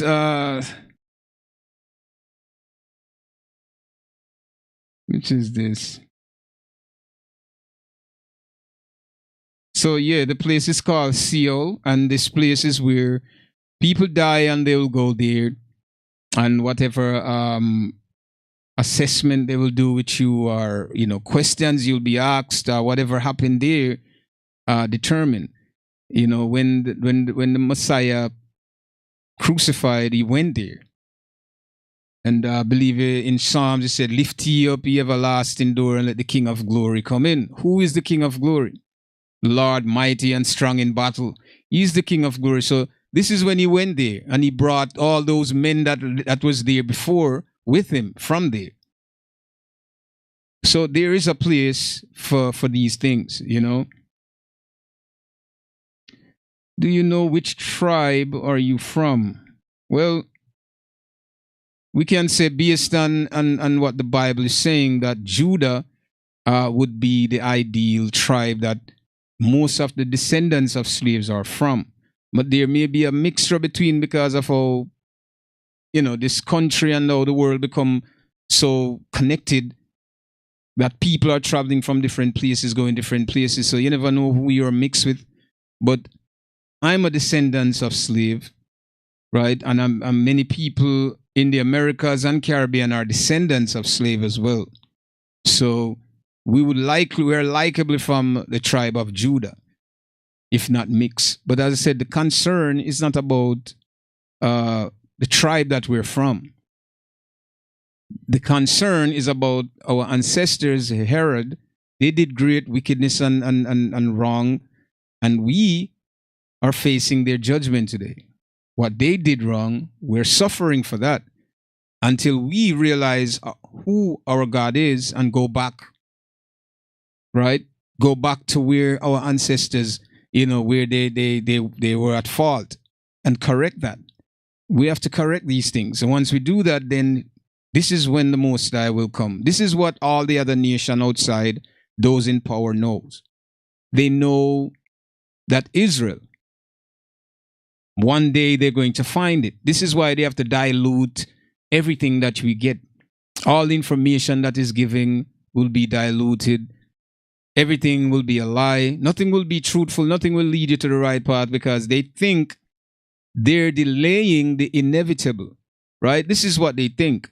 They're delaying the inevitable, and at some point they could continue to reign in the earth forever. But the Most High gave prophecies and time to people. And when that time is up, it means that it is up. It doesn't matter what, how, where they want to do this. Time is up. Time is up. So this is basically what's happening. So he'll give prophecies, and these prophecy is true in their nature. So you find that the Gentiles will reign for a while, and time and such time. And then after that, the age or the messianic age will usher in. And when this comes, said Israel, he said he's going to pour his spirit in the earth, and the young man are going to prophesy, and the whole is going to, people are going to begin to stand up and talk things in those days to come. We will know. The prophets, the priests are of Israel. And that's going to happen in the last days. So the people around and the governments and those who are in control already know. They already know who the Israelites are, and they know keeping them, right, controlled, and keeping them, in this position that they are, and refuse to educate them on anything is the best thing for them to reign. Right? As soon as these people find out who they are, everything will change. Mean that the blessings, the curse that exists in Deuteronomy 28 through 68, now the curse is going to fall on the enemies. So in these days, you will know, whoever don't know who their enemies are today will know, because the curse that they are facing, are the black, who you call black people today, are facing here in the West and other parts of the world, right? When that happened, they will know. Because the curse will be happening, the very things and the suffering and all of the things that happen will be happening to the other groups of people. The Most High is at work. He will take everything from them. He will destroy them the very way that he destroyed the Israelites, right? Because they broke the laws, the statutes, and commandments.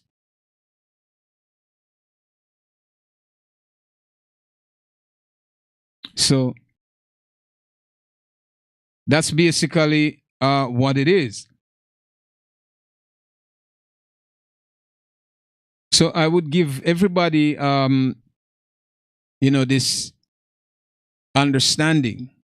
Serve God with your heart, your mind, your soul. Think less of what you want to achieve, but think more about your commitment, right?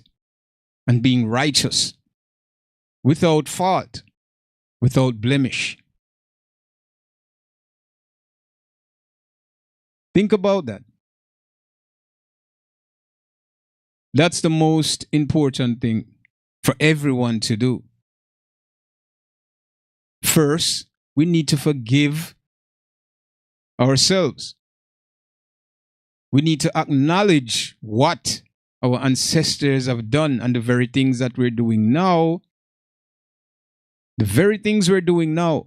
I'm saying this to all the descendants of slaves out there who fail to recognize what's happening, and we just become a part.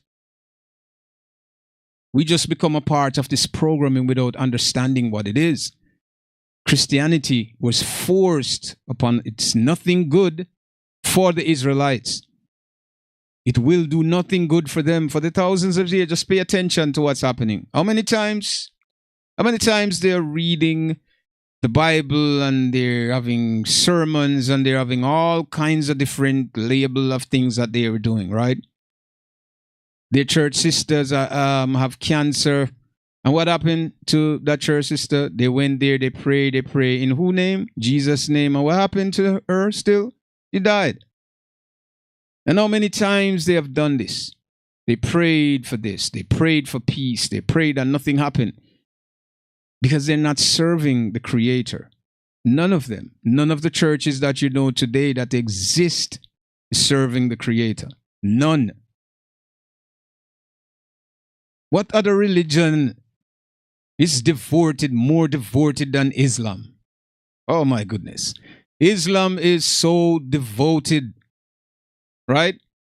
And what's happening in their land where they live? War, destruction, the same.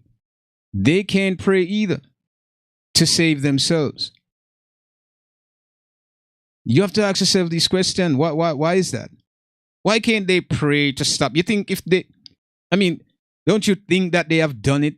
Don't you think that they have done this? They have prayed to their God, Allah, and asked him to save them and to stop the destruction and the people in Palestine, the people in the Middle East. Have you thought, you think they didn't pray? You think they didn't pray? You think those women, children who felt the sting of war, you think they didn't pray at some time, point hard, and you think they didn't call on their God name Allah to help them and do anything? Did you see any redemption? Did you see any redemption? Have you ever heard of any miracle that happened there? What miracle, what great and wondrous miracle that take place that change everything that the rest of the world had to look and say, yes, their God is truly the God of, Abraham, Isaac, and Jacob. There is none. Do you think when atrocities, do you think when destruction come that people haven't opened their mouth and said, God save us, and they prayed and prayed? And what happened? What happens? Nothing. I'll tell you this. The Israelites and the Israelites only, they are the only one who can call upon the Creator and he will listen to them. If they're not in power, these miracles, prophets, priests, you won't see those people anymore because they are scattered among the nation. They are now considered Gentiles because they're doing everything that the Gentiles are doing. Right? They are the only group of people that could sit together and call on the Creator's name, and he will pay any attention to them. Nobody else can do it. No one else can do it. I'm telling you this. This is how powerful the Israelites are. This is why the other nation who take power is trying to hide everything from them. This is why they gave them different gods. Because how could they give you God, your God back? What you would do with that? That's like giving you a weapon in your hand. How could they tell you your God name? This is why they changed the name in the book. First of all, God, G-O-D, where's that word came from? The origin of that word is from German. And that's just the title. That's not the name of the Creator. Right? They tell us that Jehovah, Jehovah, and all of these things, right? These names change. How can you use these names to connect with your Creator? Because they removed it from the book. They removed it. What did they ask the Messiah? They said, what prayer shall we pray when we pray? And he said, our Father who art in heaven, right? And what they changed the word and put there, they said, hallowed be thy name, right? They changed everything so that you would not connect with your God. Because if you connect with your God, it is too dangerous for them. I hope people out there can understand this. The Israelites, those of you who feel that zeal, right, and feel this thing inside you and know that there is something missing. I hope you realize the things that are presented to you is no good for you. The things that were never passed down from your ancestors to your next ancestors to the other ancestors down to your great great down to you, it means that that's not for you. It is not for you.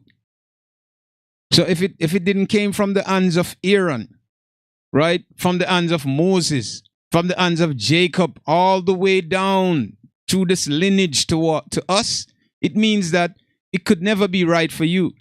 The enemy gave you Christianity and you took it. And you, every Sunday and Saturday and Friday, you jump diligently and you go to church. What are you doing? What are you doing? Isn't it time for you to wake up and realize what is it? The Israelites are not church going. They were never church going people. How did you get this religion anyway? How did it come? Where did this come from?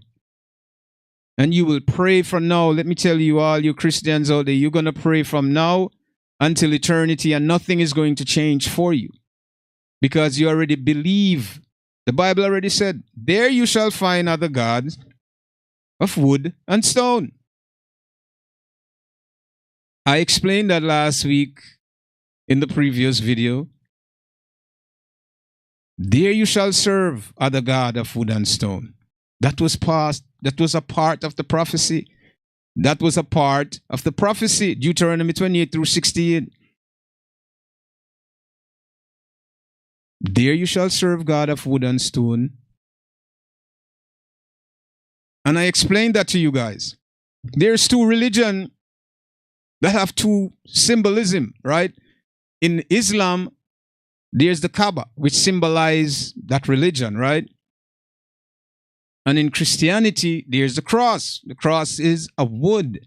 Those two things are the very two things that the Israelites are partaking, that's destroying them. When you realize, my people, when you begin to take yourself out of the churches and cut ties with Christianity, you're going to realize yourself and connect with your spiritual father. The Bible tells you, God is a spirit, but those who worship him must worship him in truth and in what? In spirit. So there you go.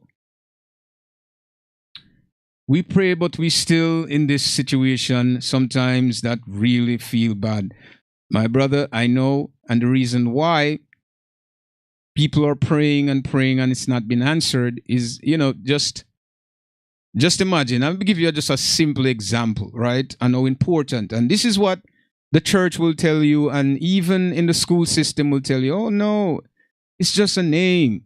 A name doesn't matter, and God name in different tribes. No. The Creator had a relationship with Israel. His name is known in Israel. Any other nation outside do not know his name. It wouldn't be taught to them because the Israelite never went around teaching other groups of people outside of Israel. Right? This is why the Bible tells you about lost sheep. Why they were called lost sheep? They were compared to sheep. Right? We're talking about the shepherd and the sheep. The Most High would be the shepherd and the sheep are the sheep. So it's just, it's just a metaphor, right? So they were called lost sheep because they lost something. Just like I told you the other day, right? In Jeremiah 17:4, they will discontinue from their heritage. It means that they would lost themselves. They wouldn't know who they are. This is why they're called lost, for lack of knowledge, right? My people are lost for lack of knowledge. They don't know themselves. They don't know who they are. This is why they are attracted to things that they think have something to do with the Creator, with God. You find them at the churches. 70%, 75% of Christians are black. In America, just think about that number, right? Just think about that for a second. So I'm trying to tell you how they have this connection to something. They know something is there, but they just don't know the truth about it. And they didn't take time to know that. They're corrupting themselves more without doing any research because, okay, my mother, she passed away and she left this to me, so I'm just going to continue without questioning anything. Say nothing about it. Just take it and just do it.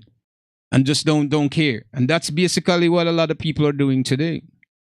So they prayed and they will pray and they won't get results. They're going to call and they won't get no results. Why? Because they don't know their Creator. They don't know Him. The other nation do not know Him. The reason why the other nation is prospering, because that's a prophecy on them. They're going to prosper and you're not. He said that all that you have, another nation shall take it from you. Right? And they shall be the head and you shall be the tail. It's not because they're serving God why they have financial, their situation is better than yours. No, this is a prophecy that the Most High put in place, that they are going to be the head, you will be the tail.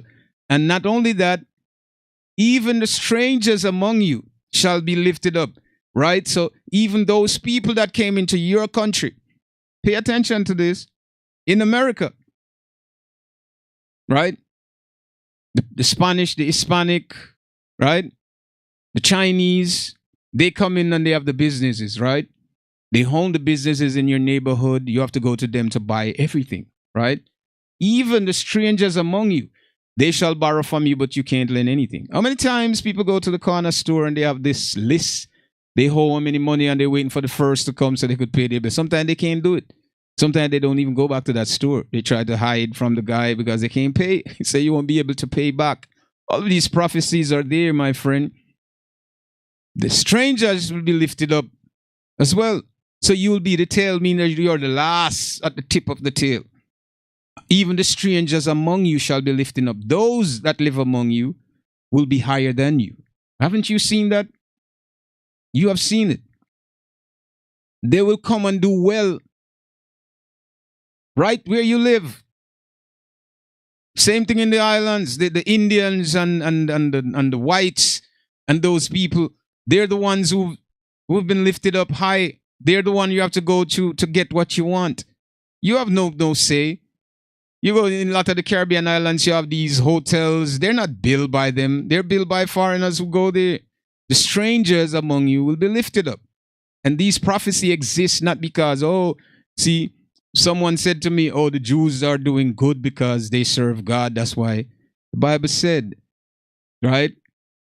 They will be lifted up.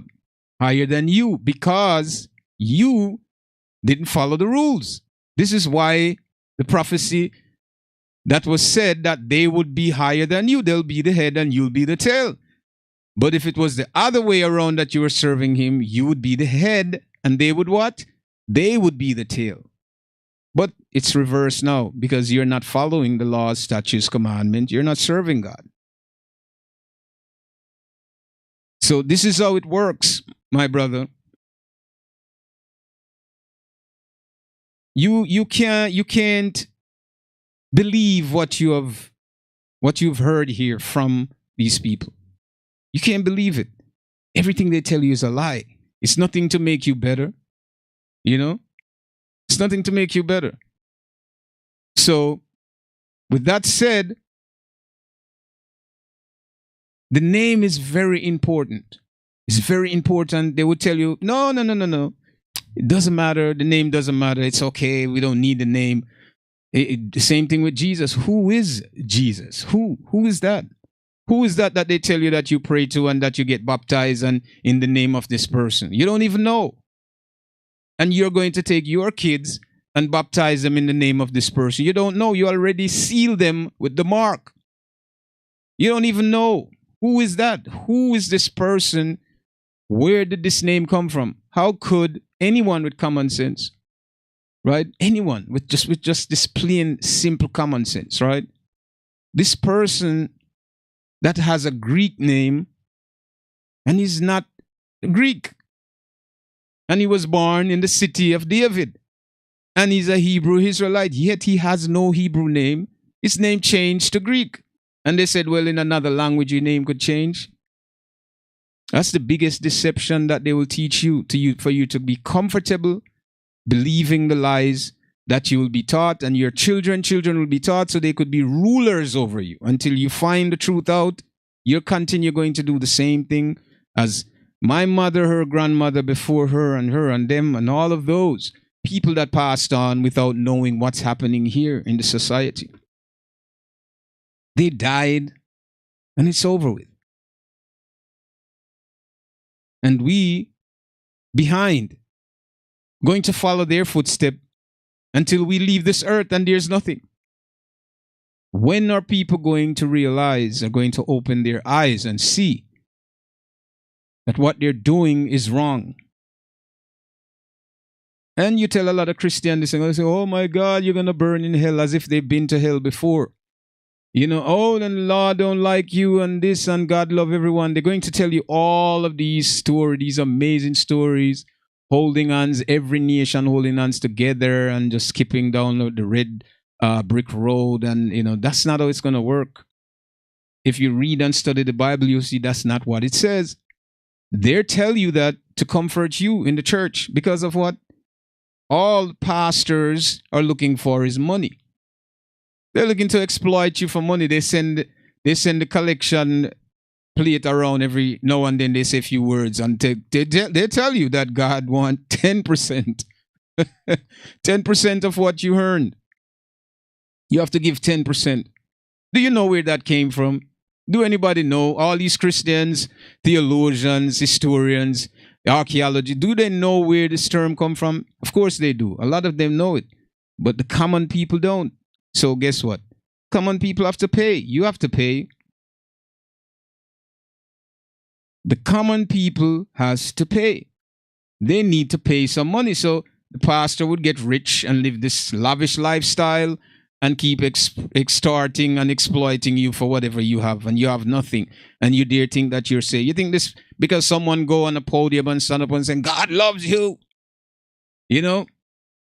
God care about you. God wants you to be rich. You think God cares about riches? You think the Most High care about you being rich? You know, and they tell you a bunch of lies in the church. And you're going to heaven. This is where they're working for something. These men always, and they teach you this. You have to work for something. If you're not working for something, then don't work at all. You have to do something to gain something, or you're doing it because there's a profit. Serving God is not a profit, my friend. Serving God is the will of man is to live and to serve the Most High. That's it. There's no profit. You do that wherever the Most High choose to put you in the end, that's where he's going to put you.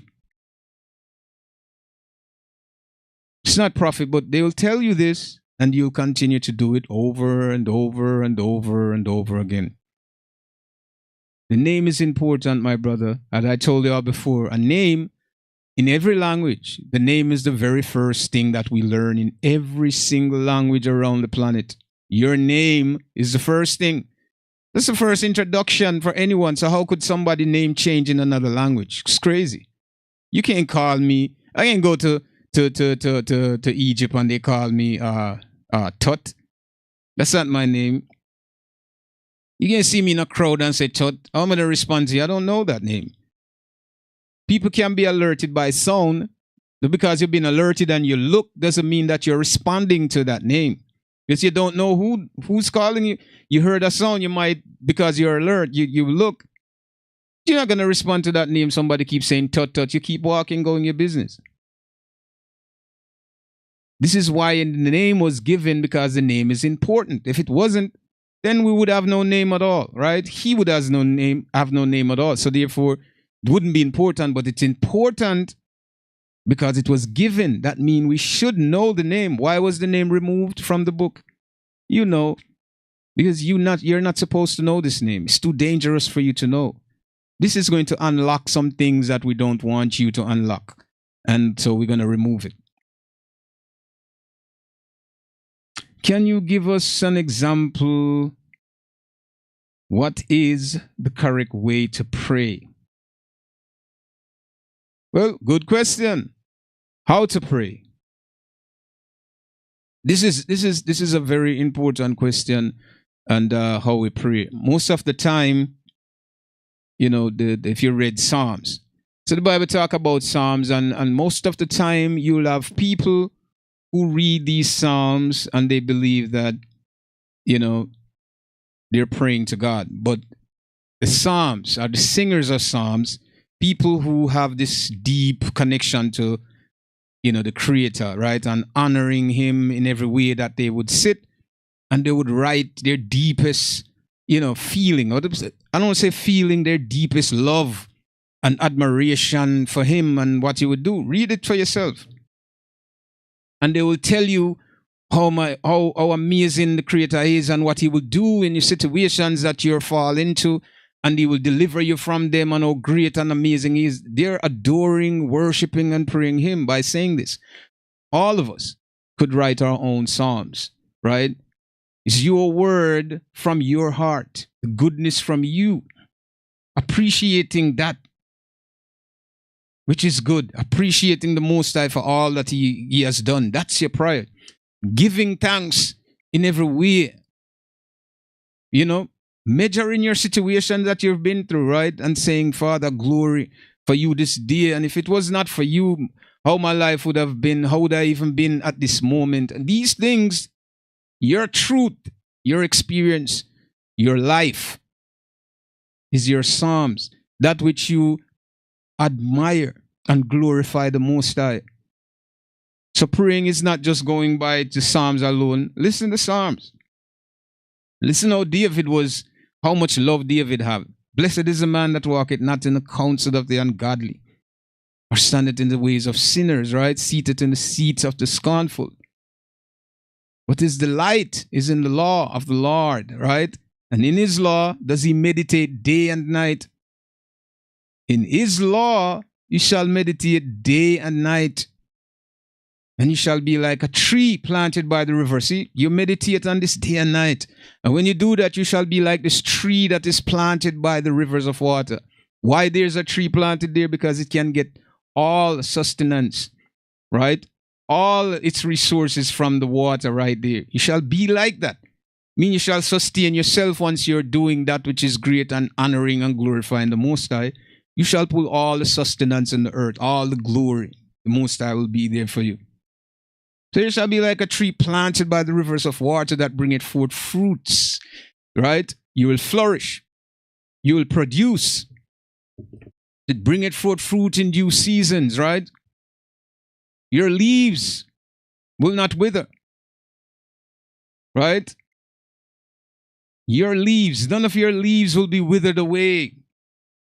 You understand? None of them. They'll be strong. They'll be green, and you'll be you'll exist without your leaves will be green even when it's fall. What they call fall. Your leaves will be green, blowing and dancing in the wind. Right. This is what, and the admiration and the honor and the glory and all that, David had and the other singers of Psalms had. That they wrote what was in their hearts and their experience, what they escaped, how the Most High delivered them from many things. They could say these things. They recognized, they knew what was happening. And they could do that. And believe me, that I just read Psalms 1. There's many other Psalms in the book that you can read. And you can actually repeat back some of these things that David was saying, and others prophets who wrote and singers of these psalms. You understand? So it's very simple how they were able to honor the Most High in this way. Blessed is the man that walketh in. So good. How good for a person, right? How good for a person to walk in the ways of the Most High. It's good. Telling you, David is telling you that, how good it is. Blessed is the man that walketh not in the counsels, right, of the ungodly. You're not supposed to go in the wrong way. Nor in the ways of sinner, nor seated in the seats of the scornful. You don't want to deal with anything that is negative, right? But your delight, your joy, your everything, right?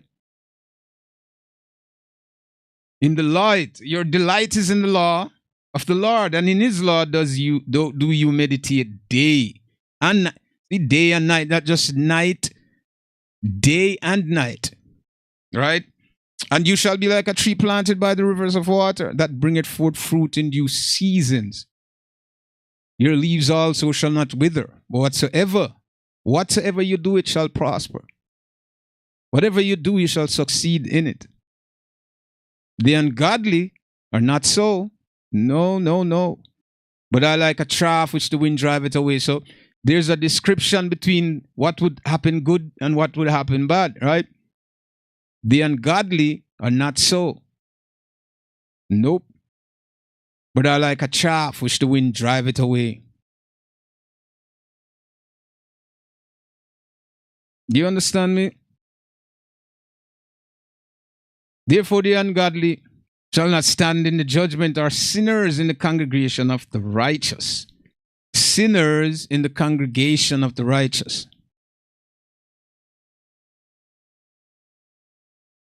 So it's very simple to pray and to understand the things that you read. So we can always recite these things from these men who had these deep connection, right? But not just reciting them, but feeling what these men were saying and creating your own feelings and the love that you have for the Most High. Just like you're in a relationship and you go out and you do extra things to please the person that you're with. You go out and you thought of them. And you think you go to shopping or you go buy something and you see something, oh, they would love this. You do things out of that nature, out of that spirit, out of that energy. That which is good. You do it. Because why? You say that you love the person. You care about them. So you honor them in every way that you can. Honestly from your heart, right?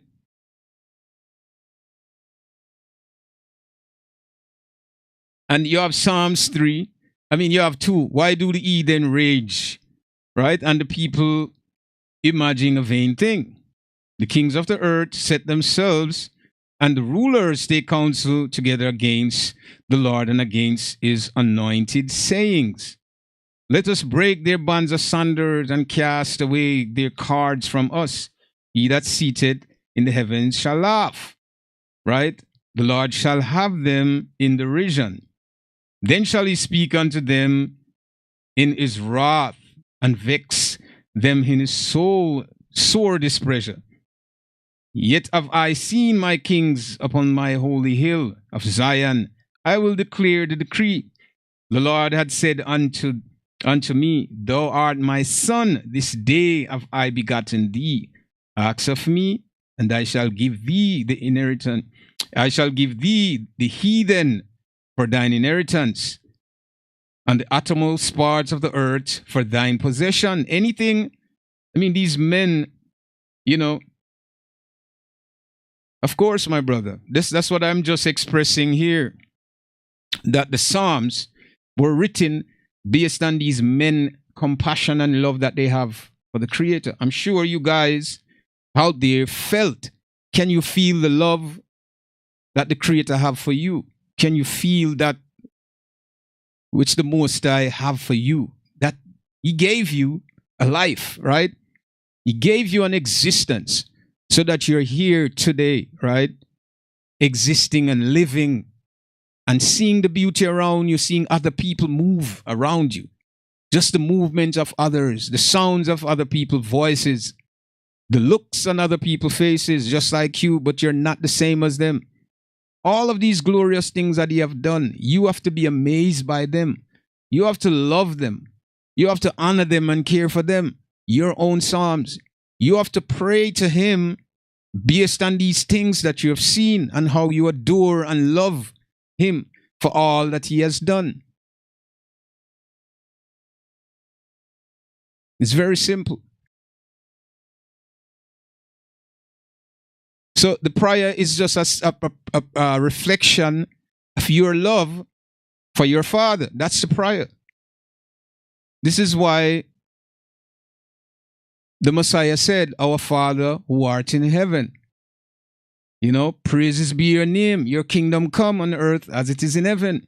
Give us this day our daily bread, as we forgive those who trespass against us. But deliver us from evil. For you are the kingdom, the power, and all the glory. Now, you have to understand, it's a very simple prayer, right? But it has a strong meaning to it. It has a very strong meaning. Our Father who art in heaven. So you're calling unto Him. Think about that. Praises and glory be thy name, so that your kingdom will come on earth as it is in heaven. Right?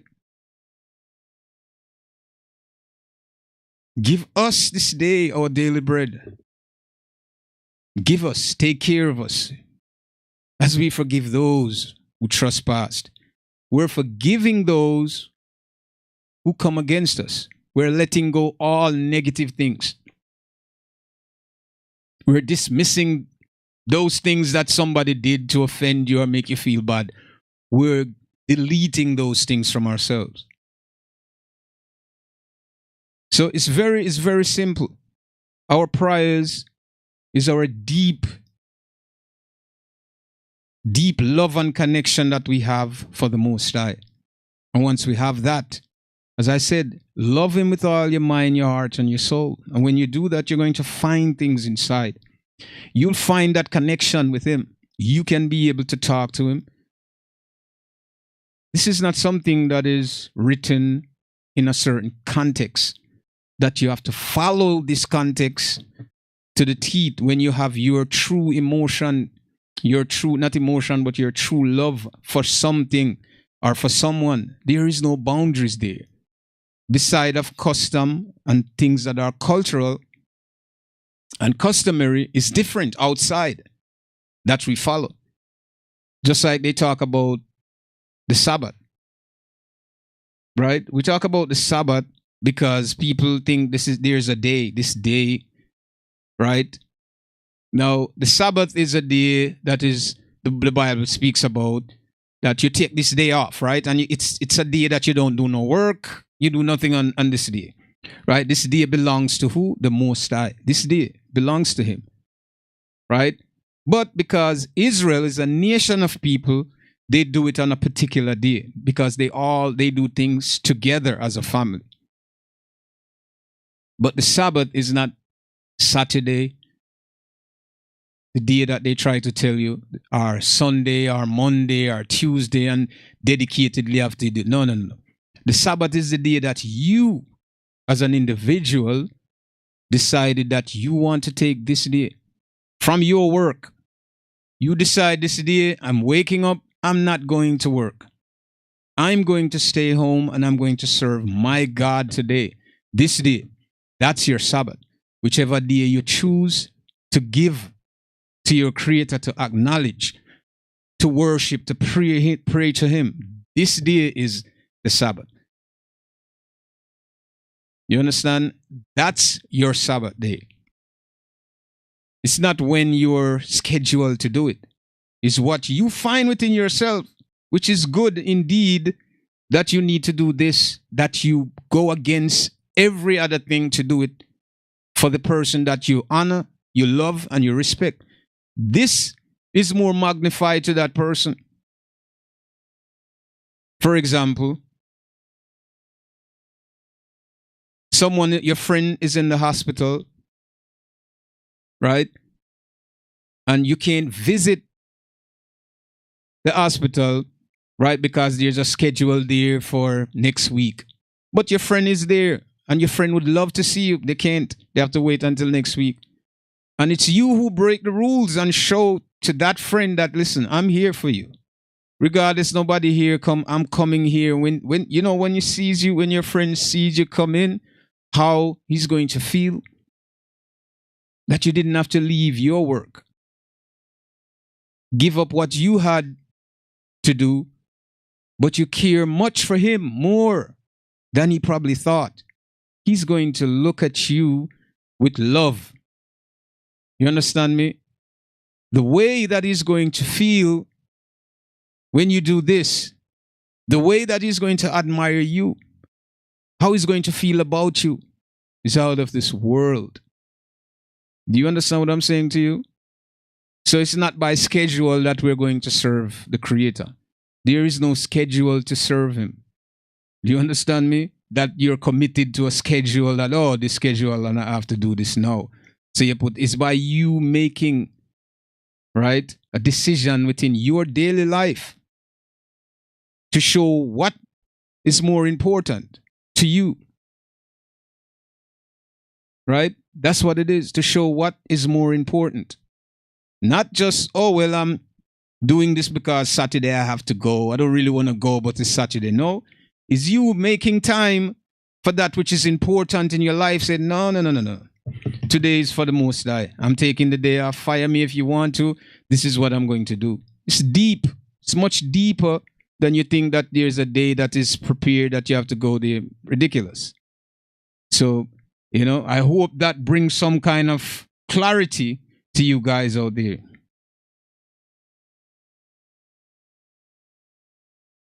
Okay. They say like they have been heaven or hell. People have dreams, imaginations about things. They've read about a lot of things in the book, and people kind of exaggerate their imagination. And your imagination, when you're sleeping, you're basically in a altered state, right? What you call suspended animation, something like you know, like that. So this suspended state that you're in, you're subconscious, because the spirit don't need to rest.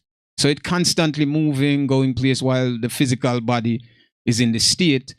It keeps moving and going other places and picking up fragments of information and creating what you would call adventure out there. So anything that you program within the subconscious, within the mind, the spirit can try for, you know, make this become a reality within its own space.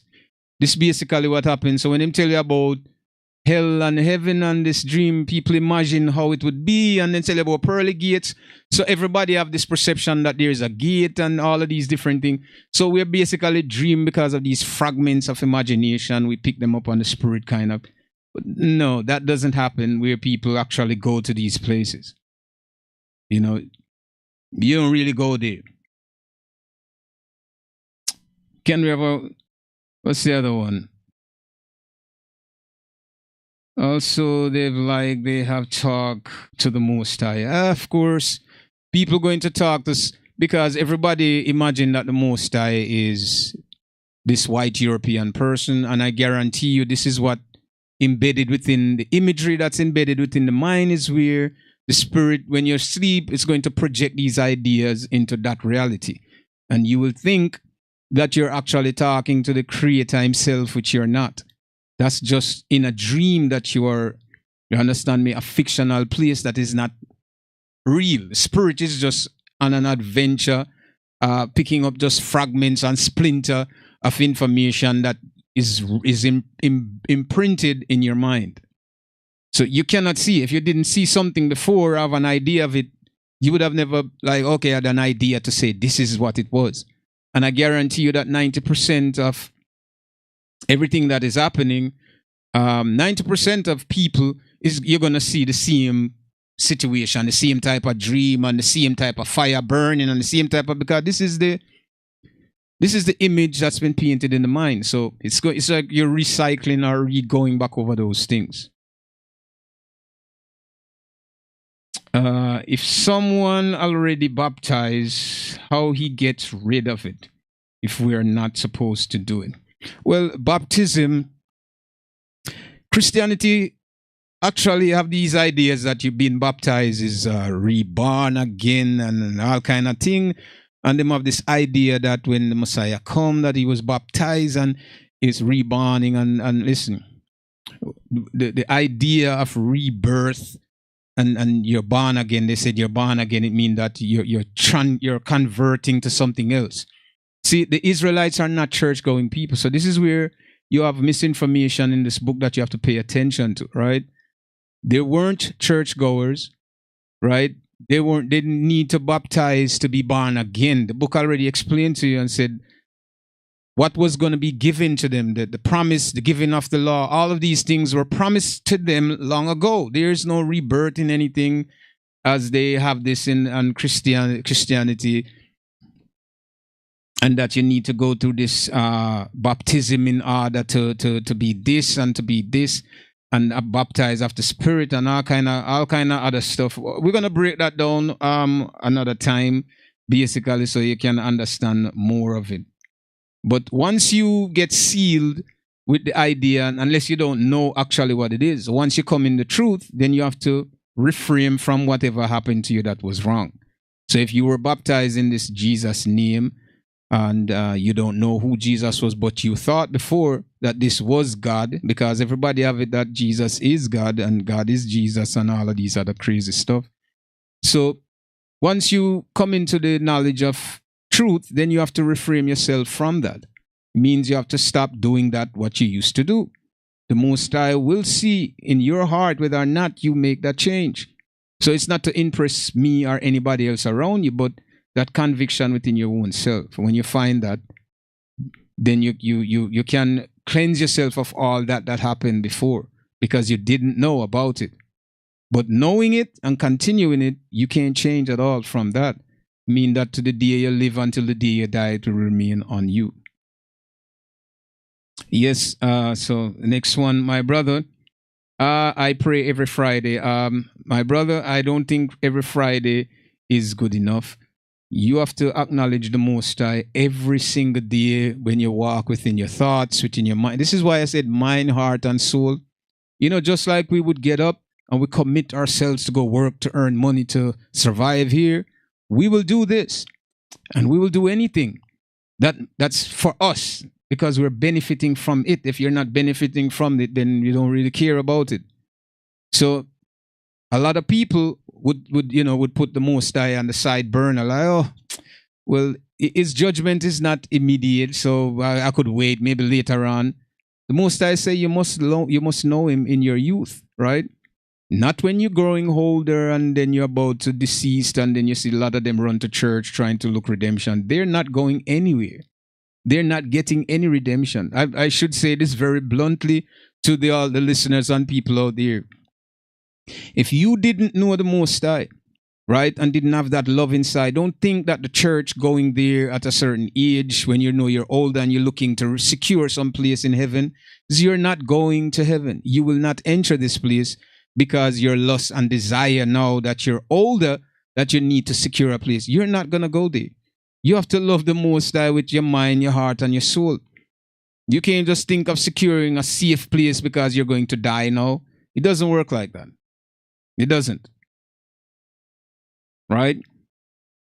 So I would suggest, my brother, pray every day, night when you're sleeping, just like I do. When you're walking in the streets, your mind is at work. Let your mind be that of positive things all the time. Pray and do whatever you do. Just walking, you can do it. You know, prayers is not something that you cut yourself from. You can pray to the Most High every single day. When you walk in the street, when you're sleeping, lay down in your bed at night, not particular day. If you want to take a day like, okay, Friday I'm going to dedicate this whole day and I'm not working, I'm not doing nothing, just stay home and pray. That's different. But all other time, he's important just the other day than just the Friday alone. All the other days that pass, he's important. So you can't forget him. He's a part of your computer. You know, it's like the computer need to have the software to run, right? So he's like a part of that, the most important part. So he's present. Every time he's supposed to be present in your mind. So I would suggest that you continue to keep him present in your present mind. Not just the time when you feel, okay, now I'm free, so now I'm going to do this. He wants to see you. You understand me? Sacrifice those things that you would consider very valuable for you. For him, you have to make that so he could see that, okay, you're worthy. Just like he tested Abraham and Isaac, remember? When he said, okay, if you said that you're listening to me, now he didn't know that. He wanted to see how far, say, okay, take your son and sacrifice him unto me. Just to see if he would have done that. Right? And he make an attempt and say, well, see? And he stopped him, right? Because he just wanted to see. This is what it's about. You have to put him first in everything, basically. So I hope that clear everything up and we're kind of over the time, elaborating on this. But thank you guys so much for staying with us. We're definitely going to get, and thank you for coming, staying with us and spending the time. We have a lot more to uncover, and we're definitely going to do that next week. So we're going to continue. This is part 3. So we're definitely going to continue on with this next week. And I'm looking forward to your questions. Whatever you study this tonight, tomorrow, during the week, have some questions for me next Friday when we come in, so we can definitely talk more. Whatever question you have, reading the Bible, having anything that you want to say, just leave it in the comments here. When I come back and we do the live, we can talk, because we have to find the truth, right? We have to establish the truth. And not only that, we have to serve the Most High with all our mind, our heart, and soul. This is our duty as men and women living in this earth. Nothing else is important than that.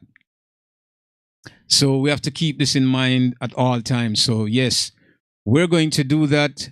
I'm looking forward to see you guys here next week. And I would employ most of you guys out there, especially Christians who is a part of this church thing, take yourself away from that. Whatever you find before and you're into it, take yourself away from it. It's no good. And this is why our people are in the situation that we're in more. The Bible said to us, should not worship any other God but him. And that's what we're doing. We're worshiping other gods without knowing the origin of the story or understand where this is coming from. We're just following what our foreparents have left behind. We should not do that. We should understand what is right, what is wrong. We should do our research. Don't wait until the day of judgment. Then you said, oh, I didn't know because my mother did it. My mother used to eat pork, so I ate it too. And when I realized that it wasn't supposed to be eaten, I didn't stop. You have to do that. Don't say, you think the Most High is going to say, okay, you didn't know. You need to find that which is right for you. How could you hold on to something and said it is very important to you without you even doing any research and understanding about what it is. You're just holding it for what? So get into yourself, my brothers and sisters, and learn the truth about life and learn the truth about the things that exist around us, man. You know, who else is going to save us than we of ourselves, right? So I would definitely tell all of you guys, man, you have seen the evidence, you have seen it. Collectively together, when we come, you will see miracle. You're gonna see that for yourself. You understand me? Collectively together, you're gonna see miracles. And these miracles, you can't ignore them. You will see them in front of your eyes, played out in front of your eyes. So it's no longer we go to the church and we're praying and nothing is happening. You're going to actually see. But we have to find our Creator first. We have to align ourselves with Him, and then all things will fall in place. So it takes just a small group of us, and then once we start, it's going to spread. You'll see the difference. You'll see that what you're facing today and your people, that everything is going to change. No problem, my brother. Thank you for asking the questions, and I'm looking forward to next week. That, have any questions, whatever about the book, we can definitely get into it and try to, resolve whatever it is. We're here to support and help each other as much as we can. So thank you guys so much, and good night to you all. And I hope that you have a wonderful weekend, and looking forward to see you guys again. ATO, the other program is going to start. It's not going to be long tonight. It's a very short night. So yeah, ATO will start in a few. So I hope you guys stay tuned for those of you who have time to do that. And we'll see you on the next run, which is next Friday. We'll definitely see you guys, man. And stay true to yourself. Blessings and honor and glory and praises unto the Most High. And may He bless you in your going out and your going in. Until next week, we'll see you guys again here on The Naked Truth. Much love and blessing to you all. Until next time.